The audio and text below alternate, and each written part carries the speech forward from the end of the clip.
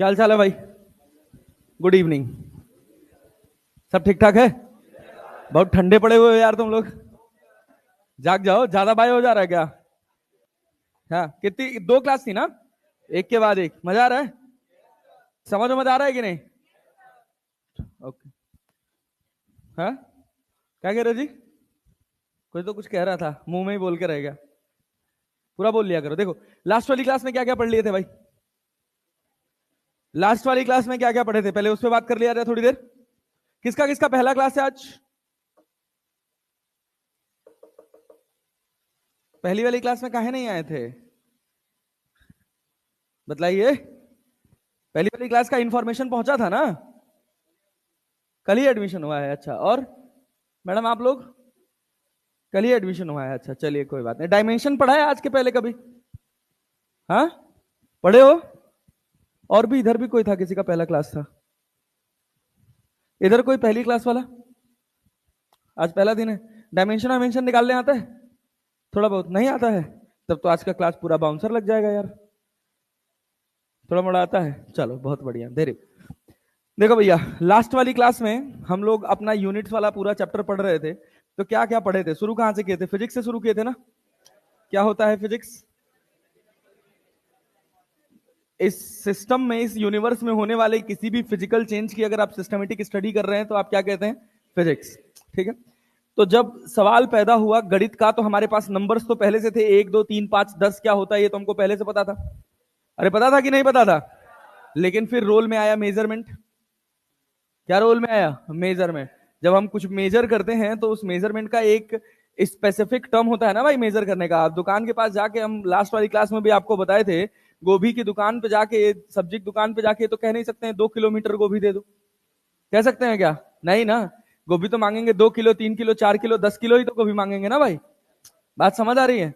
अब कोई लेंथ नापनी है तो मीटर में नापोगे, केजी में तो लेंथ नाप नहीं सकते हो। ठीक है। तो इसमें दो चीजें हमको दिखाई दे रही थी। एक कि हम कुछ मेजर कर रहे हैं, ठीक है, और दूसरा हम उस मेजरमेंट को प्रेजेंट कर रहे हैं। दो चीजें थी। तो वो हर चीज जो मेजर की जा सके उसको हम क्या बोलते हैं? Physical quantity. क्या बोलते हैं? Physical quantity. और उस मेजरमेंट को प्रेजेंट करने के लिए जो टर्म यूज किया जाता है उसको। अच्छा, फिजिकल क्वांटिटी कितनी तरह की बनाई गई? पहला, दूसरा, फंडामेंटल एंड डेराइव। फंडामेंटल में कितनी थी? 7। कौन कौन सी?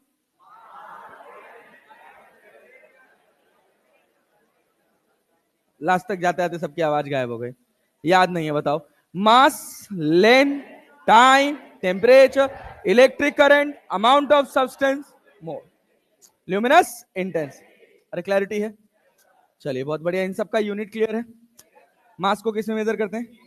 लेंथ को। क्लियर है ना? टाइम को, टेम्परेचर को, इलेक्ट्रिक करंट को, अमाउंट ऑफ सब्सटेंस को, ल्यूमिनस इंटेंसिटी को। क्लैरिटी है? और डिराइव्ड यूनिट का मतलब समझ, डिराइव्ड फिजिकल क्वांटिटी का मतलब समझते हैं? जो इन सातों से मिलकर बने। अच्छा, इसके साथ दो और फिजिकल क्वांटिटी होती है जिनको सप्लीमेंट्री फिजिकल क्वांटिटी कहा जाता है। प्लेन एंगल और सॉलिड एंगल। प्लेन एंगल और सॉलिड। प्लेन एंगल रेडियन होता है और सॉलिड एंगल स्टेरेडियन होता है। सॉलिड एंगल समझते हैं ना? हम पढ़ाएंगे, एकदम प्रॉपर फील दिलाएंगे सॉलिड एंगल का। जब सॉलिड्स पढ़ाएंगे, वो क्या बोलते हैं, इलेक्ट्रोस्टैटिक्स पढ़ाएंगे, गॉस थ्योरम पढ़ाएंगे, तो वहां पे सॉलिड एंगल का थोड़ा जरूरत पड़ता है। उससे सवाल थोड़ा आसान हो जाता है, एक ही बार में सवाल लग जाता है, देखते ही आंसर आ जाता है, तब की बात है वो। अच्छा, उसके बाद हम लोग यूनिट्स को 3 कैटेगरी में तोड़े थे। कौन कौन सा? MKS, CGS, FPS. तोड़े थे ना? MKS metre kilogram second, CGS centimetre gram second, FPS foot pound second. यही तो पढ़े थे ना यार? पक्का क्लैरिटी है? अच्छा, उसके बाद हुआ क्या कि डिराइव्ड फिजिकल क्वांटिटीज जो थी, उनमें बहुत सारे यूनिट्स के नाम साइंटिस्ट अपने नाम से रख ले रहे थे। जैसे फोर्स का क्या रख लिया? न्यूटन। क्या रख लिया? अब न्यूटन को देखकर यह एहसास ही नहीं हो पा रहा था कि ये एक डिराइव्ड फिजिकल क्वांटिटी है, तो इसके लिए रोल में लाया गया किसको? डायमेंशंस। किसको? डायमेंशन। जैसे जनरली हमको याद रहता है कि फोर्स का dimension M L T minus 2 होता है ना? न्यूटन को देखकर भले ही ये ज्ञान ना हो पाए कि ये एक डिराइव्ड क्वांटिटी है, लेकिन डायमेंशन को देखकर हो जाएगा। हो जाएगा कैसे? Force directly proportional to mass M L T minus 2। Clear है ना? तो force is directly proportional to mass, directly proportional to length, directly proportional to, inversely proportional to time square. अरे क्लियर है? इतनी सारी बातें सिखाई थी, खूब सारे डायमेंशंस निकाले थे हम लोग, इसी जगह पे तो हमने लेक्चर छोड़ा था, वहीं से कंटिन्यू करेंगे। देखिए एक चार्ट इस स्लाइड में पड़ा हुआ है, ये चार्ट आप लोग देख लीजिएगा, कोई खास जरूरत है नहीं अभी फिलहाल इसकी, ठीक है? हाँ, एप्लीकेशन से पहले कुछ बेसिक बेसिक बातें कर लेते हैं, कुछ डायमेंशन निकालना सीख लेते हैं, ठीक है? एक फॉर्मूला लिख रहा हूं मैं और उसका डायमेंशन निकालेंगे हम लोग, ठीक है? अभी सब लोग अपना पेपर पेन बंद कर देंगे, कोई यूज नहीं करेगा, सब मेरे साथ सॉल्व करेंगे। क्लैरिटी है? चले भाई, चलो एक फॉर्मूला तुम लोग पढ़े होगे, एक फॉर्मूला पढ़े होगे तुम लोग, Q इक्वल्स टू CV, पढ़े हो कि नहीं? पढ़े हो कभी आज के पहले? Q को हम क्या बोलते हैं? चार्ज। क्या बोलते हैं? C को क्या बोलते हैं? C को, और V को सर वेलोसिटी क्या बोलते हैं? Potential difference. Potential difference.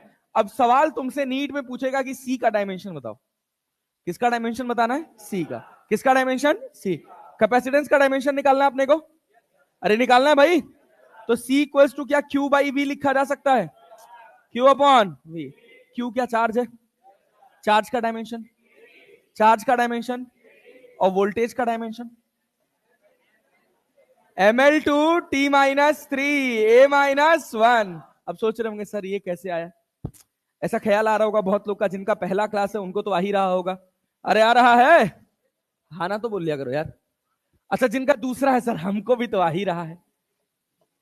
V equals to W by Q, एक फॉर्मूला पढ़े थे हम लोग इलेक्ट्रोस्टैटिक्स में, ये फॉर्मूला आता है V equals to W by Q, work done upon charge, work done upon charge.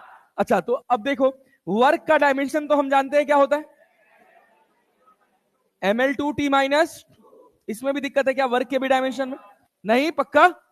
Charge का डायमेंशन क्या होता है? AT। अच्छा बेटा जिनका पहला क्लास है, बीच में से स्टार्ट कर रहे हैं, उनसे विनती है कि कल फ्राइडे है ना, कल तो मेरी क्लास है नहीं, तो कोशिश ये करिएगा कि फ्लो में, आज की क्लास तो आप कर रहे हैं, that is well and good, लेकिन यहां घर जाने के बाद इसके पहले वाली क्लास और ये वाली क्लास, दोनों क्लास देख जरूर लीजिएगा, ठीक है? देख के अच्छे से नोट्स बना लीजिएगा, सब कुछ बहुत क्रिस्टल क्लियर पढ़ाया गया है, आराम से समझ आएगा। क्लियर है ना? चले आगे बढ़े, चलो आ जाओ। देखो तो ये तुम्हारे पास हो गया V का डायमेंशन। अब V का डायमेंशन हमको दिखेगा क्या? ml2, T ऊपर जाएगा तो -3 a-1। क्लियर है? तो कैपेसिटेंस का डायमेंशन लिखने में हमको कोनो समस्या होगा क्या? M ऊपर जाएगा तो क्या लिखेंगे? m की पावर, और L की पावर -2, T की पावर 4, -3 ऊपर जाएगा +3 हो जाएगा, और एक ऑलरेडी T के पावर 1 यहां पर है, तो +3 और 1 कितना हो जाएगा? 4, और A की पावर -1 ऊपर जाएगा तो +1, तो एक A तो पहले से था, अरे आया कि नहीं? तो M की पावर -1, L की पावर -2, T की पावर 4 और A की पावर 2। क्लैरिटी है? एकदम साफ सुथरा, बढ़िया समझ आ रहा है? पक्का ना? और कुछ और ऐसे प्रैक्टिस कर लें कुछ? हाँ भाई करना ही है, करें? देखो कितना बड़ा बड़ा मुंह फाड़ रहे हो तुम लोग यार, ऐसे करोगे? तुम लोग ऑनलाइन में कैसे पढ़ते हो तो यार? है? जब मन करता था तब पढ़ते थे सर, नहीं मन करता था छोड़ देते थे, और फिर जाके दिसंबर में चिल्लाते थे बैकलॉग बन गया है। मतलब हम लोग देखते थे ना, कमेंट बॉक्स में भर के आता था, सर बैकलॉग कैसे क्लियर करें? आसमान से उतरेगा जादू, आपके दिमाग में भर देगा वो कुछ फिजिक्स का कीड़ा, और आपका सारा बैकलॉग क्लियर हो जाएगा। ऐसा कुछ होगा क्या? नहीं ना, करना खुद नहीं है ना यार, ऐसी स्थिति नहीं पैदा होनी चाहिए कि बैकलॉग बने। अरे क्लैरिटी है ना? हाँ तो अच्छे से पढ़िएगा, फिजिक्स आपसे बैकलॉग बनी तो झेली नहीं जाएगी। बात समझ रहे हैं ना? बैकलॉग नहीं बनना चाहिए। उसके साथ इंपॉर्टेंट ये भी है कि जब आप रोटेशन पढ़ रहे होंगे तो आपको काइनेमेटिक्स का सब कुछ अच्छे से कंसेप्चुअली आना चाहिए, तब मजा आएगा। फिर एक बार मैकेनिक्स का फ्लो टूटेगा जब आप इलास्टिसिटी से लेकर thermodynamics, fluid mechanics, KTG, thermo तक पढ़ेंगे, ये सब कुछ उसमें कहीं यूज ही नहीं होगा दूर दूर तक, तो ये सब उस समय छूट रहा होगा, लेकिन हम उस समय भी इसको पकड़ के रखेंगे, ठीक है ना? जैसे ये बड़ा सा क्लास है, अब मान लीजिए यहां वैसे तो बैठेंगे 150-200 लोग, इससे ज्यादा नहीं बैठेंगे, लेकिन अब मान लो संडे का दिन है, हमको बहुत दिन हो गया है, हम खूब सारा पोटेंशियल पोटेंशियल खेल रहे हैं, इलेक्ट्रोस्टैटिक्स खेल रहे हैं या थर्मो खेल रहे हैं, हम एक दिन संडे के दिन 6 घंटा 7 घंटा 8 घंटे क्लास लगाएंगे, पूरा मैकेनिक्स एक बार में रिवाइज करा देंगे। समझ रहे हैं ना? तो वन शॉट देखने की कोई नौबत आने वाली नहीं है। और बस एक ही बात आप संभाल के रखिएगा, अगर आप फिजिक्स सीखना चाहते हैं तो मैं आपको बहुत साधारण भाषा में फिजिक्स सिखा दूंगा जितनी नीट की जरूरत है, लेकिन बस एक ही कंडीशन है कि इसके साथ कोई बैकलॉग नहीं चाहिए। कि अगर हम ग्रेविटेशन पढ़ा रहे हैं, हम पोटेंशियल एनर्जी का नाम लिए हैं, तो फिर जब हम पोटेंशियल एनर्जी का नाम इलेक्ट्रोस्टैटिक्स में लें तो आप रिलेट कर पाए, इतना ही चाहिए। वैसे हम ये बताएंगे भी कि हम ये चैप्टर पढ़ाने जा रहे हैं तो इस चैप्टर का कौन सा हिस्सा पीछे वाले से रिलेटेड है, तो वो हिस्सा आप एक बार जरूर रिवाइज करके आएंगे। ठीक है, इतना हम हिंट करेंगे, बट उस समय वो हिंट हिंट की तरह ही होना चाहिए। ये नहीं कि हम कह दिए कि भैया पढ़ाने जा रहे हैं आपको वर्क एनर्जी पावर या सर्कुलर मोशन, तो काइनेमेटिक्स एक बार रिवाइज करके आइएगा, तो आप बैठ गए काइनेमेटिक्स पढ़ने की, साला सब हरा हरा हो गया, कुछ आ ही नहीं रहा हमको। तो बुझ रहे हैं ना? ऐसी स्थिति नहीं पैदा करनी है। क्लियर है? और इसका बस एकमात्र तरीका है जो ये है कि आपको समझ के फिजिक्स सीखनी है, केवल फॉर्मूला याद करके सवाल नहीं लगाना है। समझ रहे हैं ना? जब अच्छा सीखेंगे, अब मान लीजिए आप सिंपल सी बात समझिए कि जब थोड़ा ऊपर लेवल पर आकर पढ़ेंगे तभी तो आसान लेवल उसके अंदर कवर होगा। ऑनलाइन का सबसे बड़ा डिसएडवांटेज यही है कि वहां बहुत आसान पढ़ाया जाता है। तो जब आप क्लास करेंगे तो आपको बहुत अच्छा फील आएगा क्लास खत्म होते होते कि हमसे तो सब सवाल बन रहा है, हमारा तो नीट अब तो कोई रोक ही नहीं सकता है। ऐसा होता है? सवाल में तो, क्लास में तो कोई समस्या नहीं होती है। समस्या होती है क्लास के बाद जब आप पीवाईक्यूज लगाते हैं, जब आप डीबीपीज प्रैक्टिस करते हैं, तो बहुत सारा डाउट निकल के आता है। उसके पीछे का कारण बस एकमात्र है कि हम बहुत ढंग से सब्जेक्ट सिखा नहीं पाते हैं ऑनलाइन में, और आप सीख नहीं पाते। बात समझ रहे हैं? क्लैरिटी आ रही है ना थोड़ी? हाँ, ये सिस्टम है, इसीलिए ऑफलाइन ऑफलाइन है। आप सोचिए एक एजुकेशन सिस्टम 4-5 हजार 6 हजार रुपए में हो जा रहा है, उड़ के अगर मॉड्यूल वॉड्यूल सब लेके करोगे तो 10 हजार में हो जा रहा है, हो जा रहा है ना? और एक सिस्टम में 70-80 हजार 90 हजार, कहीं कहीं 1 लाख 1.5 लाख रुपए भी लग रहे हैं। तो कुछ ना कुछ तो डिफरेंस होगा। बात समझ रहे हैं? शाओमी के फोन में और आईफोन में डिफरेंस तो होता है ना? समझ रहे हैं ना? हाँ, बस ऑनलाइन आ जाने से ये एक बहुत अच्छी चीज हुई कि अब कोई ये नहीं कह सकता कि मैं पैसे की वजह से पढ़ नहीं पाया।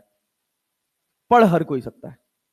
बात समझ रहे हैं? लेकिन सबसे बड़ी चीज क्या है कि आपको बहुत डिसिप्लिन रहना है। जो कि यहाँ क्लास में बैठ के तो मुंह फाड़ रहे हैं जैसे कितनी बड़ी नींद आ रही हो, तो स्क्रीन के सामने तो कैसे ही रहेंगे? 99.9% लोग स्क्रीन के सामने डिसिप्लिन नहीं रह सकते। होता है ना? दिक्कत होती है ना? 1 घंटा पढ़े, आंख दर्द करने लगा, लाओ थोड़ा सो लेते हैं। फिर कुछ तो ऐसे होते हैं, मैं देखा हूं अब ऑनलाइन पढ़ने वालों को, कि वो वाला टेबल होता है फ्लिप वाला, बेड पे बैठ जाएंगे और ऊपर टेबल रख लेंगे, और टेबल के ऊपर मोबाइल फोन होल्डर है, उसी में फंसा दिए हैं, अब पढ़ रहे हैं। पहले उसमें पैर सीधा करेंगे, फिर थोड़ी देर बाद कमर सीधी करेंगे, फिर उसके नीचे और टेबल मुंह पे। हुआ है? हुआ है ना? हमारे खुद के साथ भी हो जाता है यार। इसी वजह से हम कभी भी पढ़ने लिखने का काम, जैसे हमारा बहुत रुचि है पढ़ने में, हाँ, अब मालिक की कृपा से ये सब्जेक्ट नहीं पढ़ना पड़ता है, बट बियॉन्ड सब्जेक्ट में बहुत सारी चीजें पढ़ता हूं। आप मेरा स्टडी टेबल देखोगे ना, आपको देख के मन लग जाएगा, यार क्या बढ़िया बनाया है बंदे ने। ऐसा मैं बना के रखा हूं अपना स्टडी टेबल। लगता है वहां बैठोगे तो आपको बहुत पॉजिटिव वाइब आएगी, और मैं उसको हर जगह कैरी करता हूं, चाहे मैं कहीं भी जाऊं। क्यों? क्योंकि वहां बैठकर मुझे ऐसा लगता है कि मैं अपने जीवन का कुछ प्रोडक्टिव समय बिताया। बहुत सारी चीजें पढ़ता हूं, बहुत सारी चीजें। तो जरूरी है कि आप जो चीज जिस हिसाब से होनी चाहिए आप उसको उसी हिसाब से करिए। कोशिश करा करिए कि आप बेड पे बैठ के ना पढ़ें। बात समझ रहे हैं ना? और अगर वो फ्लिप वाला टेबल है ना, तो नीचे पतला सा मैट डालिए जमीन पे, बहुत पतला सा मैट, वो भी नहीं गद्देदार ना हो और छोटा ही हो, पैर फैलाने भर का ना हो। जितना कंफर्ट जोन में जाएंगे आप अपनी मेहनत से उतने दूर होते चले जाएंगे। बात समझ रहे हैं ना? सब कुछ मिलेगा आपको, लेकिन आपको अपना कंफर्ट जोन तोड़ के बाहर निकलना पड़ेगा। जमाई आना बुरी बात नहीं है। आती है यार, सबको आती है, बॉडी है, हम बैठे हुए हैं 4-5 घंटे से तो आएगी ही। लेकिन क्या हम उस जम्हाई को अपने सर के ऊपर चढ़ जाने दे रहे हैं? अगर चढ़ जाने दे रहे हैं तो समस्या है, नहीं ठीक है, एक बार आ गई कोई बात नहीं। उससे हमारा इंटरेस्ट जो है वो कभी भी डिक्लाइन नहीं होना चाहिए। बात समझ रहे हैं ना? हाँ, सब सॉर्टेड है, कोई दिक्कत वाली बात नहीं। होता है यार, सबके साथ होता है, कोई बहुत आइडियल सिचुएशन नहीं है किसी के साथ भी, मेरे साथ भी नहीं है, तुम्हारे साथ भी नहीं होगी। चले आगे बढ़े, एक आध और फॉर्मूला लिखा जाए। चलो, एक एनर्जी का फॉर्मूला होता है, एक एनर्जी का फॉर्मूला होता है U इक्वल्स टू 1/2 Li²। पढ़े हो आज के पहले? पढ़े हो? एक चैप्टर है जिसका नाम है इलेक्ट्रोमैग्नेटिक इंडक्शन, वहां ये फॉर्मूला आएगा। क्लियर है? अभी हम आपको ये फॉर्मूला दे रहे हैं, लेकिन जब इलेक्ट्रोमैग्नेटिक इंडक्शन पढ़ लेंगे तो ये फॉर्मूला दिया हुआ नहीं मिलेगा। तो आपसे डायरेक्टली पूछेगा क्या? आपको डायमेंशन बताना है एल का। अरे क्लियर है क्या? क्या बताना है अपने को? Dimension of L. Dimension of L. You क्या है? Potential energy. बात समझ रहे हैं? वैसे यहां पे एनर्जी है, यहां पर क्या है? एनर्जी। और आई क्या है? करंट। आई क्या है? एल ही तो बचा ना। क्या बचा? एल। एल का डायमेंशन निकालना है ना। एनर्जी का डायमेंशन हम जानते हैं कि नहीं जानते हैं? जानते हैं ना। करंट का भी डायमेंशन, करंट का भी डायमेंशन जानते हैं। चलो बहुत बढ़िया। तो देखो, एनर्जी का डायमेंशन लिखोगे तो क्या लिखोगे? ml2t-2। क्या 1/2 एक नंबर है? और नंबर का कोई डायमेंशन? अरे बात समझ रहे हैं? चलिए बहुत बढ़िया, बहुत ध्यान से सुनिएगा। तो एल के बारे में अपने को पता नहीं है, छोड़ दिया। अरे छोड़ दिया। क्या 1/2 यहां लिखना जरूरी है? लिखना जरूरी है? सबको क्लियर हो रहा है? चलिए बहुत बढ़िया। आई की जगह क्या लिख लें? ए की 80 ए स्क्वायर क्यूब स्क्वायर। अच्छा, ओ गुड गुड गुड, ऐसे पढ़ा देना मुझे, बहुत बढ़िया। तो ये कितना हो जाएगा? एल से स्क्वायर कट जाएगा। ये एल क्या है? इंडक्टेंस वाला, ठीक है ना? पता चला इस एल से ये एल काट दे रहे, फिर ढूंढ रहे निकालना क्या था। अरे बूझ रहे हैं कि नहीं हमारी बात? देखो भाई, पेन फेंक के मारे खोपड़ी खुल जाएगी, बात जान लेना, इतना कंफर्ट जोन में जाओगे तो। चलो कितना? ये ए स्क्वायर नीचे आ जाएगा ना। अरे तो यहां क्या हो जाएगा? ml² t की पावर -2 a की पावर -2। अरे समझ रहे हैं क्या? पल्ले पड़ रहा है बराबर? कोई दिक्कत? तुझे तो दिक्कत लग रही है भाई। भाई समझ नहीं आ रहा? तेरा पहला क्लास है आज? नहीं, इससे कह रहा हूं, इससे आगे वाले से। पहली क्लास है आज? आज से? हाँ, तुझसे कह रहा हूं, आज पहली क्लास है, दूसरी क्लास है, तो फिर ऐसे कैसे कर रहा है यार? इतना इंटरेस्टलेस होकर पढ़ाई करेगा तो कैसे बात बनेगी? हाँ, रात को नहीं सोए थे? खड़े हो जाओ। हाँ, थोड़ा थोड़ा बतियाते हैं तुमसे। काहे नहीं सोए थे? हाँ, क्या होगा? अच्छा, तब ठीक है, कोई बात नहीं। तो दिन में सो लेता यार, 2 बजे से क्लास थी। डायरेक्टली हॉस्पिटल से तो यहां आया हुआ दिख नहीं रहा, बहुत फ्रेश दिख रहा है तू तो। घर गया होगा। इसे रात रात भर जागा मत करो, ठीक है ना? हाँ, मतलब रात का जागना मैं सबको कह रहा हूं कि सब अवॉइड करें। बट ठीक है, अब कंपल्सन हो गया तो वो तो जोक का पार्ट है ही नहीं। मैं जोक का पार्ट दूसरा बता रहा था, चल बैठ जा। मतलब कुछ लोग कहाँ छोड़ के आए होंगे, क्या करके आए होंगे, तैयारी करने निकल रहे हैं नहीं? यस सर, छोड़ के तो आए हैं सर। थोड़ा संभल के, ठीक है ना भाई? थोड़ा संभल के, बस ईमानदारी से। जो छूट गया वो छूट गया। बस 2 ही लोग इंपॉर्टेंट है, माँ बाप और एक आध तो कोनो दोस्त जिससे खुल के बतिया सको। बस ये 2-3 लोग इंपॉर्टेंट है जीवन में। फिलहाल मैं बता रहा हूं, आज के जीवन का कोई भी रिश्ता रेयरेस्ट ऑफ रेयर है कि वो यहां से आगे जाएगा। यहां के बाद सबका करियर बदलता है, ड्रास्टिकली बदलेगा। समझ रहे हैं ना? कोई किसी को फोन करके पूछेगा भी नहीं। मेरे कोई स्कूल फ्रेंड कॉमन नहीं है जो अभी मेरे साथ हो, एक को छोड़ के, एक को छोड़ के। बस वो एक एक्सेप्शन बन गया कि वो स्कूल से लेकर यहां तक चलता है, क्योंकि हम दोनों का कुछ काम मैच कर गया, बस इस वजह से। समझ रहे हो? तो कोई दोस्ती यारी बहुत काम नहीं आती। हाँ, एक आध दोस्त ऐसे होने चाहिए सबके पास। अगर आपने एटलीस्ट एक ऐसा दोस्त नहीं बनाया जिससे आप खुल के बात कर पा रहे हैं, दोस्त, समझ रहे हैं ना? हाँ, पता चला ज्यादा खुल के बात कर रहे हैं, रात में मोबाइल फोन उठाएं 10 बजे और बंद हो रहा है सुबह 4 बजे, तब फिर वो दिक्कत वाली बात है। अगर सुबह अच्छी नहीं होगी तो जान लेना सिलेक्शन से बहुत दूर रहोगे। जिसका सुबह अच्छा नहीं हुआ उसका दिन अच्छा नहीं हो सकता। जो जबरदस्ती सुबह उठेगा, फोर्सफुली सुबह उठेगा, वो अपने पूरे दिन आलस में बिताएगा। बढ़िया एनर्जी के साथ सुबह जागा करो।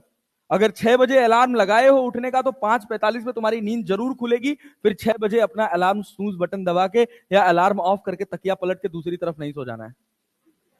वास्तविकता ये होता है।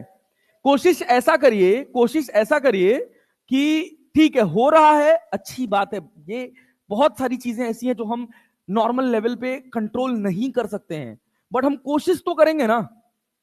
एक दिन अपने आप को अच्छा पॉजिटिव तरह से मोटिवेट करके सोएंगे तो अगले दिन सुबह उठेंगे। और ऐसा अगर हम हफ्ते में 4 दिन भी कर पा रहे हैं, 3 दिन भी कर पा रहे हैं, that is well and good. पहले एक दिन से शुरू करो कि अगला दिन मेरा अच्छा जाएगा। फिर उस दिन को शाम को जब सोने जाओ तो उस अच्छे दिन के बारे में सोच के सो। और अभी आपके पास समय है, अभी आपके दिमाग के वाइब्रेशंस कम हैं, अभी आपके ऊपर प्रेशर कम है, अभी आप सोच सकते हैं। और जिसको जितनी कम उम्र में सफलता मिल जाती है ना, उसका आगे वाला जीवन उतना अच्छा होता है। नहीं तो फिर पता चला नॉर्मल ग्रेजुएशन कर लिए हैं, फिर कहीं नर्स की तैयारी कर ले रहे हैं, कहीं नर्स एनएमसी एनएमसी में एडमिशन ले रहे हैं, तो फिर जीवन भर बहुत स्ट्रगल रहेगा भाई। और एक वास्तविकता हम आपको बता दें, आने वाले दौर में 60-70 हजार 80 हजार रुपए की नौकरी वाले का कोई खास इज्जत है नहीं घर परिवार में। बाहर तो पता ही क्या रहेगा, इतने से कुछ होता नहीं है। बात समझ रहे हो ना। और डाउन द लाइन जाके और महंगाई बढ़ेगी, तो अच्छा कमाना है, अच्छा पहनना है, अच्छा पढ़ना है। जो कॉम्प्रोमाइज हमारे माँ बाप हमारे लिए कर रहे हैं वो हमको फिर ना करना पड़े।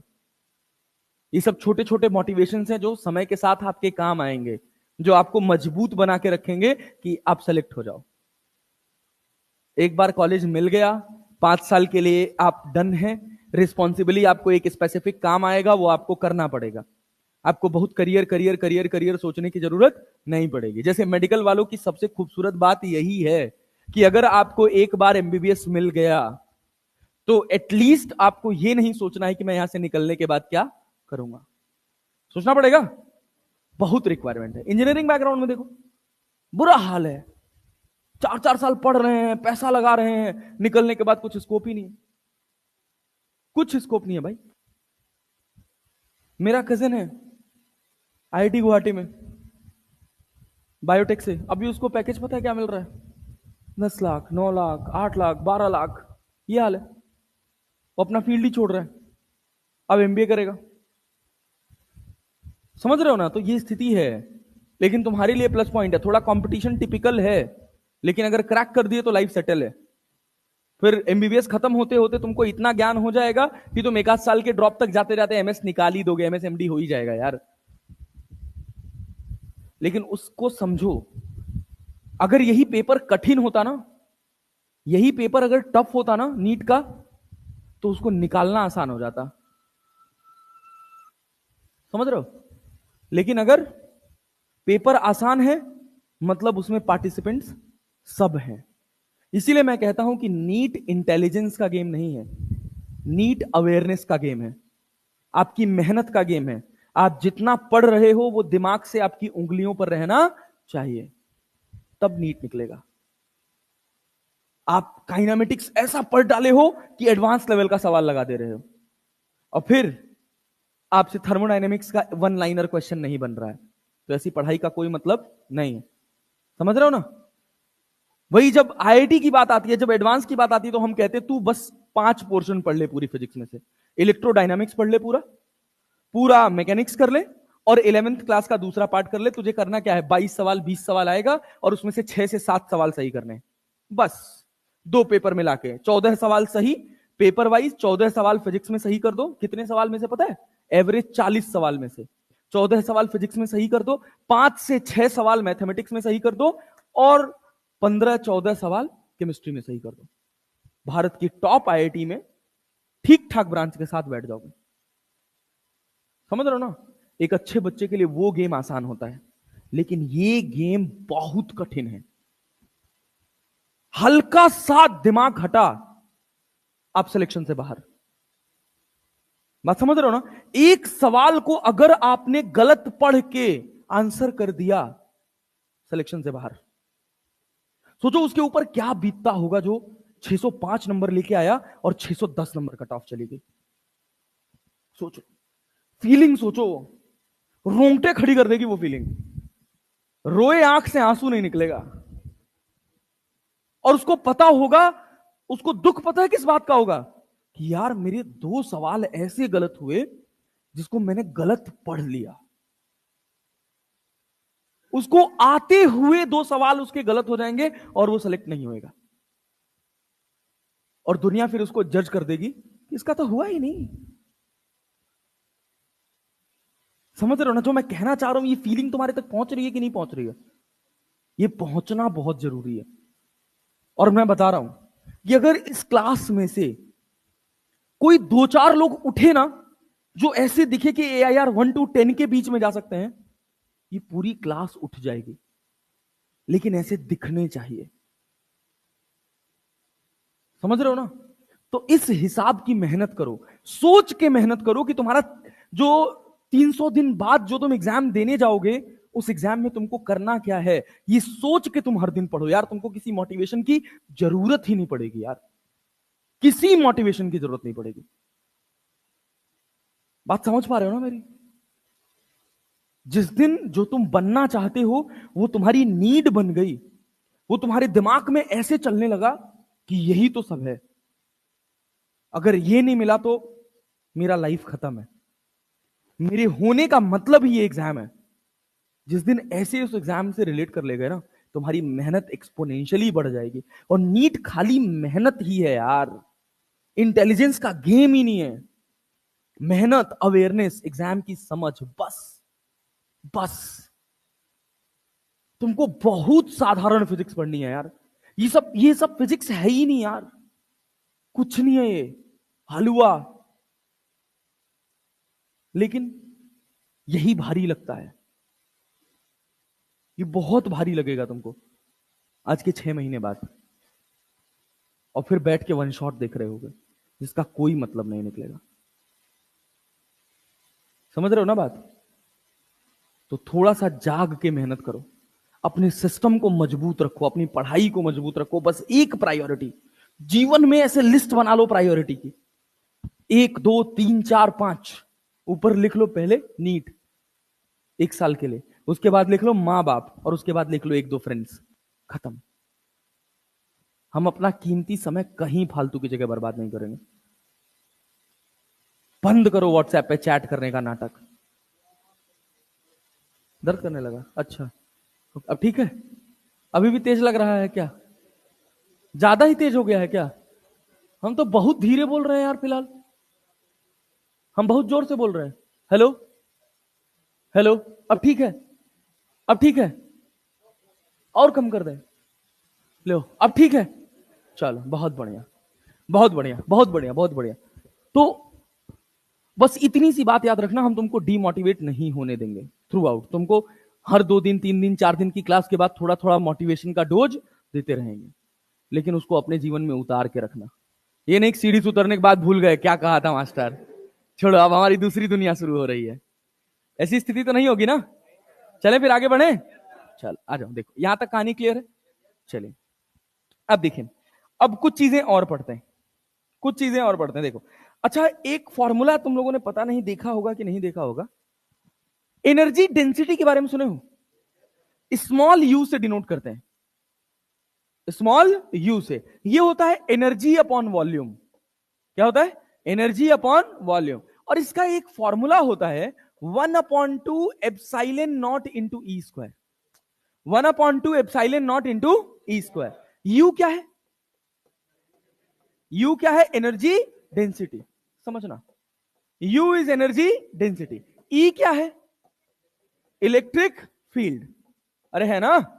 एप्सिलॉन नॉट क्या होता है? परमिटिविटी। क्या होता है? Absolute permittivity. अरे बहुत बढ़िया, एब्सोल्यूट परमिटिविटी। क्लियर है? अरे यहां तक कहानी क्लियर है? चलें आगे बढ़े। हम कह रहे हैं इसी एप्सिलॉन नॉट का डायमेंशन बता दो। अरे भाई बात समझ आ रही? निकाल पाएंगे एप्सिलॉन नॉट का डायमेंशन? चलो देखो कैसे निकालोगे, मेरे साथ देखना। यू क्या है? Energy upon volume. एनर्जी का डायमेंशन सबको पता है, क्या होता है? ml/t-2। अच्छा, डिवाइडेड बाई वॉल्यूम का क्या होता है? क्या होता है? पक्का ना? अच्छा ये देखिए, 1/2 को लिखने की जरूरत है क्या? एप्सिलॉन नॉट के डायमेंशन का अपने को ज्ञान नहीं है। क्या इलेक्ट्रिक फील्ड के डायमेंशन का ज्ञान है? E इक्वल्स टू एक फॉर्मूला होता है F by Q. F equals to Q E पढ़े हो कि नहीं? देखा होगा ना 12th क्लास में। हाँ चलो, तो F इक्वल्स टू कितना मिल जाएगा तुमको? E equals to F by Q. F का डायमेंशन क्या है? ml/t-2। Q का डायमेंशन A की AT। अच्छा बहुत बढ़िया, तो क्या बना? ml/t-3 A-1। अरे क्लियर है क्या? सबको क्लियर है? चल भाई बहुत बढ़िया, तो एप्सिलॉन नॉट यहां क्या लिख दे? ml/t-3 A-1 लिख देना। अब देखो अब क्या क्या होगा इसमें सीन। अब देखो क्या बनेगा। क्या एल स्क्वायर से ये क्यूब कट जाएगा? स्क्वायर, पूरे स्क्वायर से क्यूब काटने, एक एल बच जाएगा ना। अब देखो इस एम से क्या ये एम कट जाएगा? अरे यार नहीं आया। अच्छा स्क्वायर भी तो है, स्क्वायर भी तो है इसका। स्क्वायर तो हम छोड़ ही दिए थे। अरे पल्ले पड़ रहा है। चलिए देखिए, अब यहां स्क्वायर लगाते हैं। एल स्क्वायर से ये क्यूब काटे हैं, कोई दिक्कत? कोई दिक्कत नहीं। तो देखो यहां क्या बचा? mt-2। और यहां क्या हो गया? Epsilon not m square l square t की पावर -6 a की पावर -2। अरे क्लियर है? अब एप्सिलॉन नॉट का डायमेंशन क्या बनेगा? हाँ अच्छा, L नीचे रह गया है। हाँ ठीक है, यहां L नीचे रह गया, बहुत अच्छा, वेरी गुड, क्या बात है। चलो तो देखो, अब हम अगर इसको हम लिखेंगे तो क्या लिखेंगे? सोचो, ये m स्क्वायर है, पूरा लिख ही लो m l की पावर -1 t की पावर -2, इस वाले हिस्से को लिख दिए। m l की पावर -1 t की पावर -2, बहुत ध्यान से देखना। एंड डिवाइडेड बाई यहां क्या है? m square l square t की पावर -6 a की पावर -2। अब सॉल्व कर सकते हो इसको। क्या स्क्वायर ऊपर जाएगा तो -2, यहां ऑलरेडी क्या है 1, तो क्या बनाएगा तुम्हारे पास? m की पावर माइनस, क्लियर है? यहां l की पावर क्या है? -1। 2 ऊपर जाएगा तो क्या बनाएगा? -3। t की पावर -6, यहां -2, तो t की पावर 4, t की पावर 4। क्लियर है ना? a की पावर -2 ऊपर जाएगा तो क्लियर है भैया? अब बताओ इसमें क्या कठिन है जो तुम नहीं कर सकते हो? अगर तुमको थोड़ा सा बेसिक गणित आता हो तो इतना फॉर्मेशन तो हम कर ही सकते हैं कि नहीं कर सकते हैं? अब एक सवाल हम लगाए हैं, तो एक सवाल में हम कितना डायमेंशन सीखे? 3। पहले तो हमने सीखा कि एनर्जी डेंसिटी क्या होता है? Energy upon volume. जहां डेंसिटी शब्द जुड़ जाए तो उसका पर यूनिट वॉल्यूम है। बात समझ रहे हैं? मास डेंसिटी होता है तो mass upon volume, energy density हो गया तो एनर्जी अपॉन वॉल्यूम। क्लैरिटी है? अरे बात समझ आ रही? चार्ज डेंसिटी अगर कह दिया जाए तो चार्ज अपॉन वॉल्यूम। अब वो चार्ज डेंसिटी का अलग अलग कैटेगरी होता है, लेकिन अगर कहीं केवल सिंपल चार्ज डेंसिटी लिखा है, इसका मतलब चार्ज अपॉन वॉल्यूम। क्लैरिटी है? पल्ले पड़ रहा है बराबर? चल बहुत बढ़िया, वेरी गुड। आगे बढ़े, चलिए लिख लो जरा, तो लिख लो जरा, पेन चला लो, पेन चला लो फटाफट, पेन चला लो, थोड़ा पेन चलाओगे तो कॉन्फिडेंस आएगा। क्लास 7:30 तक है ना? अपन 8 तक रखेंगे, कोई दिक्कत तो नहीं? हाँ ठीक, चलो करो।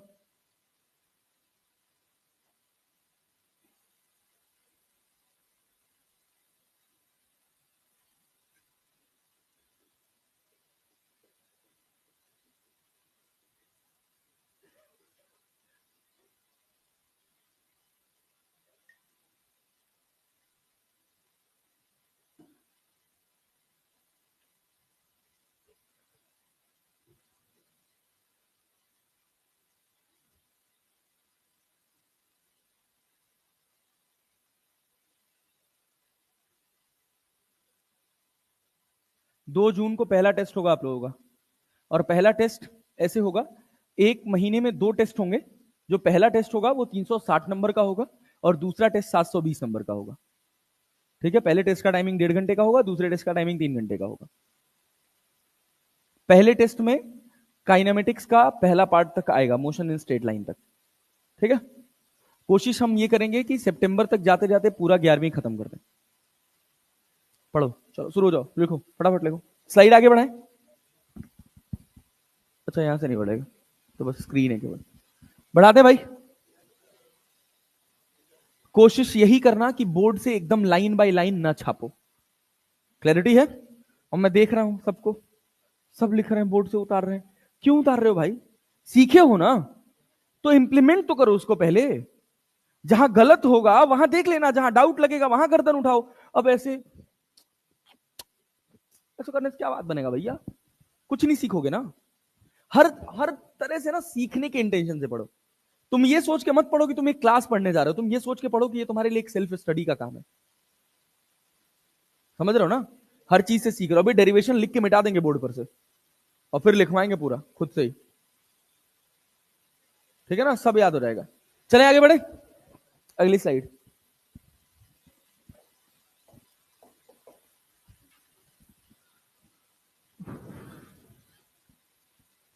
नजर कहां सोती है, हर रात दुआ होती है, कभी दुनिया ढले पलकों के तले, किसे कभी सांसें ले ओ जाना। और कम कर दिए वॉल्यूम। ठीक है भाई, क्या कह रहे? तू क्या कह रहा? उससे तो इतना प्यार से पूछ रहे क्या कर रहा है, तू क्या कर रहा? इज्जत ही नहीं है कोई, ऐसे तो नहीं सोच रहा? बहुत बढ़िया, लेकिन लिखना सोच के। हाँ गुड, बढ़िया। आगे बढ़े, अगली स्लाइड लो। चलो भाई, एक स्लाइड पे 1 से 2 मिनट, इससे ज्यादा समय मत लगाया करो। तरुण सर की पेन मार दी मैंने ये। अच्छा कहीं आया है, ओके तब तो ठीक है, कोई नहीं। मतलब मैं तरुण सर का चुराया है।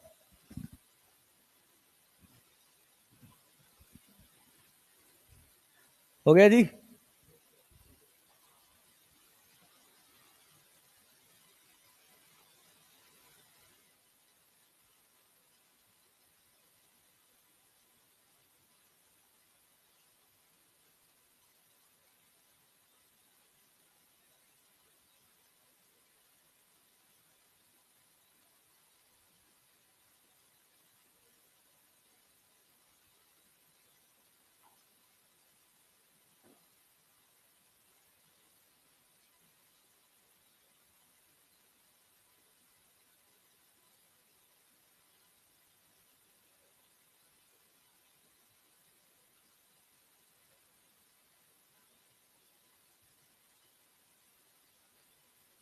पानी वानी रख के बैठा करो तुम लोग साथ में, थोड़ा बहुत जमाई वमाई आए तो पानी पी लिया करो। हाँ तो मेरे लिए है, थैंक यू। वैसे हमको जमाई वमाई नहीं आता है, पढ़ाते समय तो बिल्कुल नहीं आता है। क्यों पी रहे हैं? ये प्यास लगी है गधा।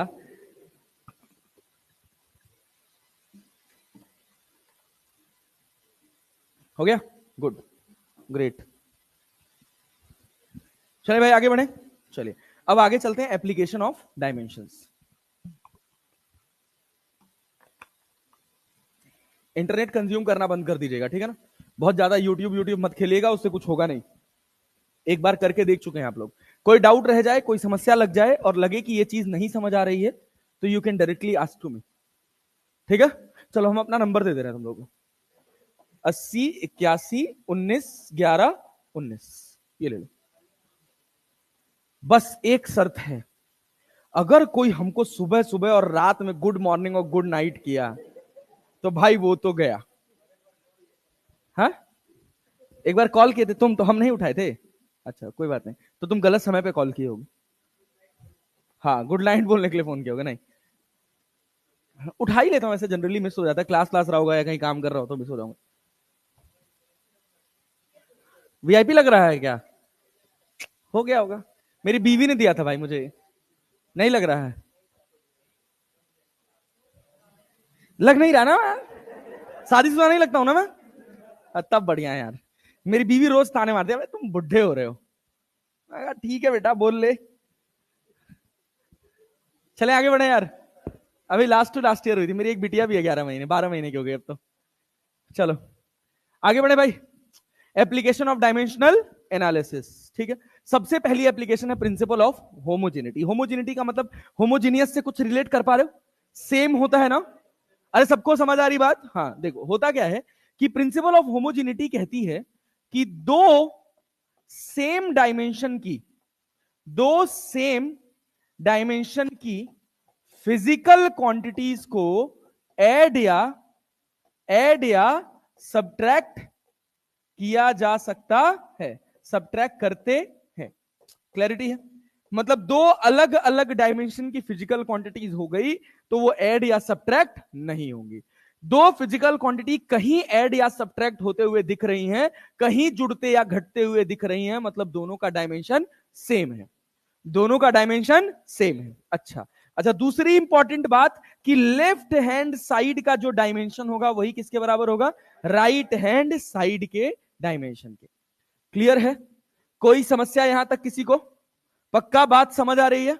यस, बहुत बढ़िया, वेरी गुड। अच्छा चलिए और कुछ इंपॉर्टेंट बातें प्रिंसिपल ऑफ होमोजेनिटी में, और कुछ इंपॉर्टेंट बातें कर लेते हैं। वो क्या है कि अगर आपके पास कोई एक फिजिकल क्वांटिटी है, ये फिजिकल क्वांटिटी हो सकती है, कोई नंबर हो सकता है, कुछ भी हो सकता है, बात समझ रहे हैं? पक्का क्लैरिटी है? इसके ऊपर अगर कोई पावर है x, तो x कैसा होगा? डायमेंशनलेस। कैसा होगा? डायमेंशनलेस। क्लैरिटी है सबको? अरे क्लियर है? पक्का ना?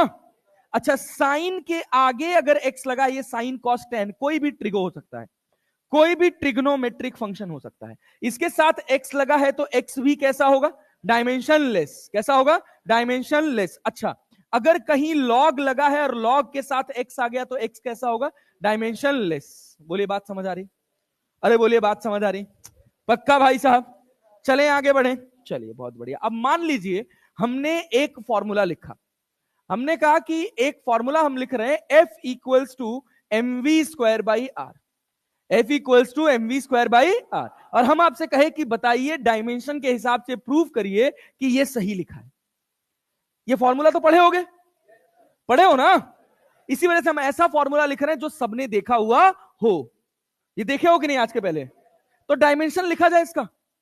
प्रिंसिपल ऑफ होमोजेनिटी क्या कहती है कि लेफ्ट हैंड साइड का डायमेंशन राइट हैंड साइड के डायमेंशन के बराबर होना चाहिए। अरे होना चाहिए ना यार। तो लेफ्ट हैंड साइड का डायमेंशन क्या है? LHS क्या है? MLT-2। पक्का?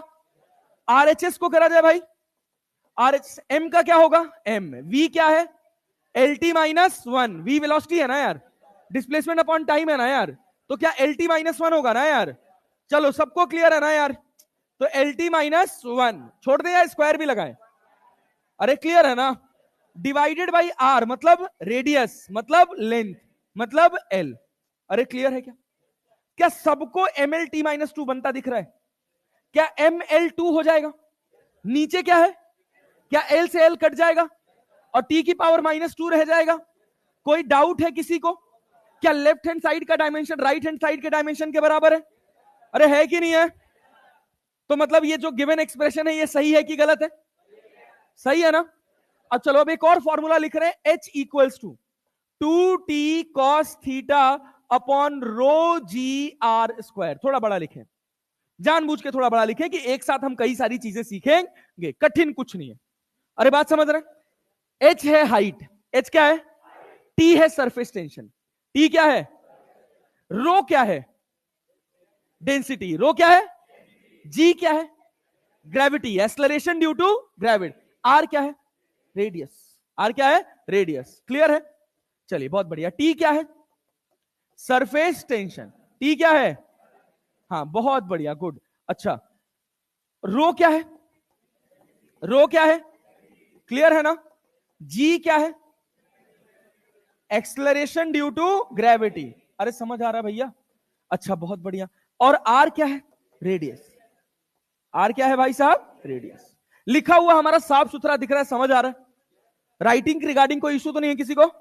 चलो बहुत बढ़िया, वेरी गुड। आजा देख,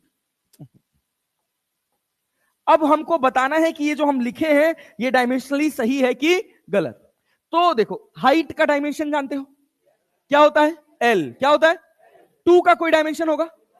क्योंकि ये तो नंबर है। कॉस थीटा भी एक नंबर बनेगा, जैसे कॉस 30 का वैल्यू 1/2 √3/2, समझे ना? तो याद कर लो यार ये सब। चलो अभी हम बेसिक मैथमेटिक्स पढ़ाएंगे, ठीक है, बट याद कर लेना। cos 30 का value √3/2, it is a number, है ना? महाराज सीधे बैठो थोड़ा यार, एकदम माहौल में बैठे हो। चल भाई, रो तो डेंसिटी का डायमेंशन लिख सकते हो कि नहीं? डेंसिटी मास अपॉन वॉल्यूम, मास का डायमेंशन m, वॉल्यूम का L³ ऊपर जाएगा, L की पावर -3, g का acceleration due to gravity LT -2, R क्या हो जाएगा? L²। बस एक डायमेंशन में आपको प्रॉब्लम हो सकता है, सरफेस टेंशन जो होता है force upon length, force upon force का डायमेंशन जानते हो? MLT -2, तो क्या MT -2 लिख दें? पक्का यार, समझ आ रहा है यार, झूठ तो नहीं बोल रहे? बहुत बढ़िया। तो देखो LHS को सॉल्व करने की जरूरत है, हमको पता है L है ना, RHS को करके देख लें। चल बेटा आजा, RHS पे चलते हैं अपन। देख RHS में चलेंगे तो 2 का कोई डायमेंशन होगा क्या? एनर्जी डाउन कर देते हो यार, एनर्जी नहीं डाउन होने देना, एकदम इंटरेस्ट के साथ पढ़ना है। 2 का कोई डायमेंशन, क्या T का डायमेंशन होगा? MT -2। cos थीटा का कोई डायमेंशन, रो का dimension ML -3, mass upon volume, mass upon G, क्या LT -2, LT माइनस, और R² क्या हो जाएगा? अब ध्यान देना है, यहां पर देखेंगे ना, यही कैलकुलेशन को बहुत प्रिसाइज तरह से करेंगे। क्या करेंगे भाई? क्या M से M कट जाएगा? क्या T की पावर -2 से T की पावर -2 कट जाएगा? और L² इंटू L क्या L³ हो जाएगा? और यहां क्या L की पावर -3 है, -3 + 3, -3 + 3 0। समझ आया क्या? अरे ये L है और ये स्क्वायर है, तो क्या L³ हो गया, और उसमें L की पावर -3 मल्टीप्लाई करोगे तो कितना बचेगा? 0। किसी भी टर्म की पावर 0 तो वैल्यू, किसी टर्म की पावर 0 तो वैल्यू। क्लियर है ना यार? तो क्या निकल के आया? कुछ नहीं, इससे ये कट गया, कुछ बचा नहीं, मतलब 1, मतलब 1। अब इसी 1 को किताबों में ऐसे भी लिखा जाता है M0 L0 T0। काहे मेहनत करना है भैया? क्लैरिटी है? तो ये बताओ, जो ऊपर एक्सप्रेशन लिखा है ये सही है कि गलत है? सही है कि गलत है? गलत हो गया ना? बस मैंने यहां R की जगह स्क्वायर लगा दिया था। सोचो अगर मैं ये स्क्वायर हटा देता तो क्या होता? यहां L रहता, L इंटू L क्या होता? L² क्या होता? यहां L की पावर क्या था? -3 + 2 कितना होता? -1। ऊपर जाता तो क्या L आ जाता? क्या LHS RHS बराबर हो जाते? क्या एक्सप्रेशन सही हो जाता? पक्का भाई? अब ये बताओ, स्क्वायर के हिसाब से ये इक्वेशन डायमेंशनली करेक्ट है कि नहीं? अभी जो हमने सॉल्व किया ये डायमेंशनली करेक्ट है कि इनकरेक्ट? करेक्ट कि इनकरेक्ट? पक्का ना भाई? Equation is dimensionally incorrect, equation is dimensionally incorrect, याद रखना। तो यहां से हमने क्या सीखा है कि अगर LHS का डायमेंशन, LHS का डायमेंशन RHS के बराबर नहीं है तो इक्वेशन क्या होगा? Dimensionally incorrect. डायमेंशनली, डायमेंशन समझ जाओगे ना?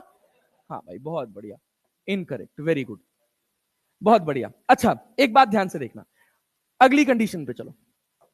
अगला कंडीशन है, एक एक्सप्रेशन आप सबने देखा होगा, S = UT + ½ AT², S = UT + ½ AT²। क्या सबने देखा है? सेकेंड इक्वेशन ऑफ मोशन बोलते हैं। क्या ये डायमेंशनली करेक्ट है? अरे है कि नहीं है? है ना? चलो देखते हैं कैसे। LHS का तो डायमेंशन अपने को पता है L है, क्या RHS का लिख के देख लें? चलो दोनों लिख लेते हैं पैरेलल में। यहां L लिख दिया जाए, लिख दिया जाए। U का डायमेंशन क्या होगा? LT -1 मल्टीप्लाइड बाई T, फिर क्या लगाएंगे? प्लस। क्या 1/2 लिखने की जरूरत है? क्योंकि डायमेंशंस में नंबर का कोई महत्व किसका है? यूनिट का। किसका है? डायमेंशन नंबर को प्रेजेंट कर रहा है या यूनिट को? नंबर को कि यूनिट को? क्लियर है यार? चल भाई बहुत बढ़िया। तो एक्सलरेशन है ना ये, A का LT -2 और T² क्या T² हो जाएगा? अब देख यहां T -1 से ये कट जाएगा और -2 से +2 कट जाएगा, काटने आ रहा है। -2 + 2 क्या 0 हो जाएगा? और किसी भी टर्म की पावर 0 तो वैल्यू, लिखो ना लिखो कोई फर्क पड़ने वाला? पक्का ना? चल बहुत बढ़िया। तो यहां पे हम डायरेक्टली ऐसे लिख सकते हैं LHS इक्वल्स टू RHS। एक स्टेप नहीं लिखे हैं, क्या समझ आया? एल ये भी, एल ये भी, एल ये भी, क्लैरिटी है? चल देख ही लो, एक जादू देख लो। यहां पे एल है, ये क्या है? एल है, यहां भी क्या है? एल है। ये एल और एल जुड़ेगा तो क्या बनेगा? 2L। नहीं, एल क्या बनेगा? एल। डायमेंशंस में नंबर का कोई महत्व, क्योंकि नंबर का कोई डायमेंशन होता, क्लैरिटी है यार? समझ आ रहा है? हमारा पढ़ाया हुआ पहुंच रहा है? बहुत बढ़िया, धन्यवाद। चलिए, अच्छा लगा हमको ये बात, क्लियर है? चलें आगे बढ़े। अच्छा, मान लो हम कहते कि यही इक्वेशन लिखा है S equals to UT plus 2AT square, क्या ये इक्वेशन फिजिक्स के हिसाब से सही होता? ऐसा कभी कोई इक्वेशन देखे हो? लेकिन क्या डायमेंशन के हिसाब से सही है? अरे है कि नहीं है? सब में L निकल के आएगा कि नहीं आएगा? ये बताओ, ये इक्वेशन डायमेंशंस के हिसाब से, डायमेंशंस में सही है? अरे क्लियर है? फिजिक्स में क्लियर है? अच्छा, इसकी बात करो तो ये डायमेंशन में सही है, फिजिक्स में सही है। अरे क्लियर है? क्या डायमेंशन ने कोई फिल्टर दिया? डायमेंशन से जो सही है वो भी फिजिक्स में सही है, डायमेंशन से जो सही है वो फिजिक्स में गलत भी है। अरे क्लैरिटी है? लेकिन जो डायमेंशन में एक फिल्टर जो हमसे मिस होता है वो ये है कि जो डायमेंशन में गलत है वो फिजिक्स में कभी सही। अरे क्लैरिटी है? खूब सवाल बनता है। अब ध्यान से सुनना मेरी बात, इसी से छोटा सा सवाल बनेगा और कभी कभी ऐसा होगा कि आप उसको ध्यान से नहीं पढ़ोगे, आपसे मिस हो जाएगा। हम कह रहे हैं a dimensionally correct equation may be correct. True और फॉल्स? ट्रू और false? A dimensionally correct equation may be incorrect. True और फॉल्स? पक्का ना? पक्का? A dimensionally correct equation must be incorrect. एक dimensionally correct equation must be incorrect जब मैं जोड़ रहा हूं तो फिजिक्स के हिसाब से। बात समझ आ रही? क्लैरिटी है ना? तो डायमेंशनली करेक्ट इक्वेशन सही भी हो सकती है और गलत भी हो सकती है, तो उसमें कोई भी लिमिट लगाया नहीं जा सकता, कहीं मस्ट का कोई सीन नहीं है। अच्छा, अब दूसरा स्टेटमेंट बहुत ध्यान से सुनना, कान खोल के। A dimensionally incorrect equation may be correct. False? अच्छा ओके, लाइन को पकड़े रहोगे ना, छूटेगा तो नहीं किसी से। क्या बोला मैंने? A dimensionally incorrect equation may be correct. True और फॉल्स? एक इक्वेशन तुम लोगों ने देखा होगा, S equals to U plus 1/2A into 2n-1, displacement in nth second. अरे पढ़े हो ना? Displacement in nth second. S का डायमेंशन क्या है? S का डायमेंशन, U का डायमेंशन, LT माइनस, क्या दोनों साइड का डायमेंशन बराबर बन रहा है?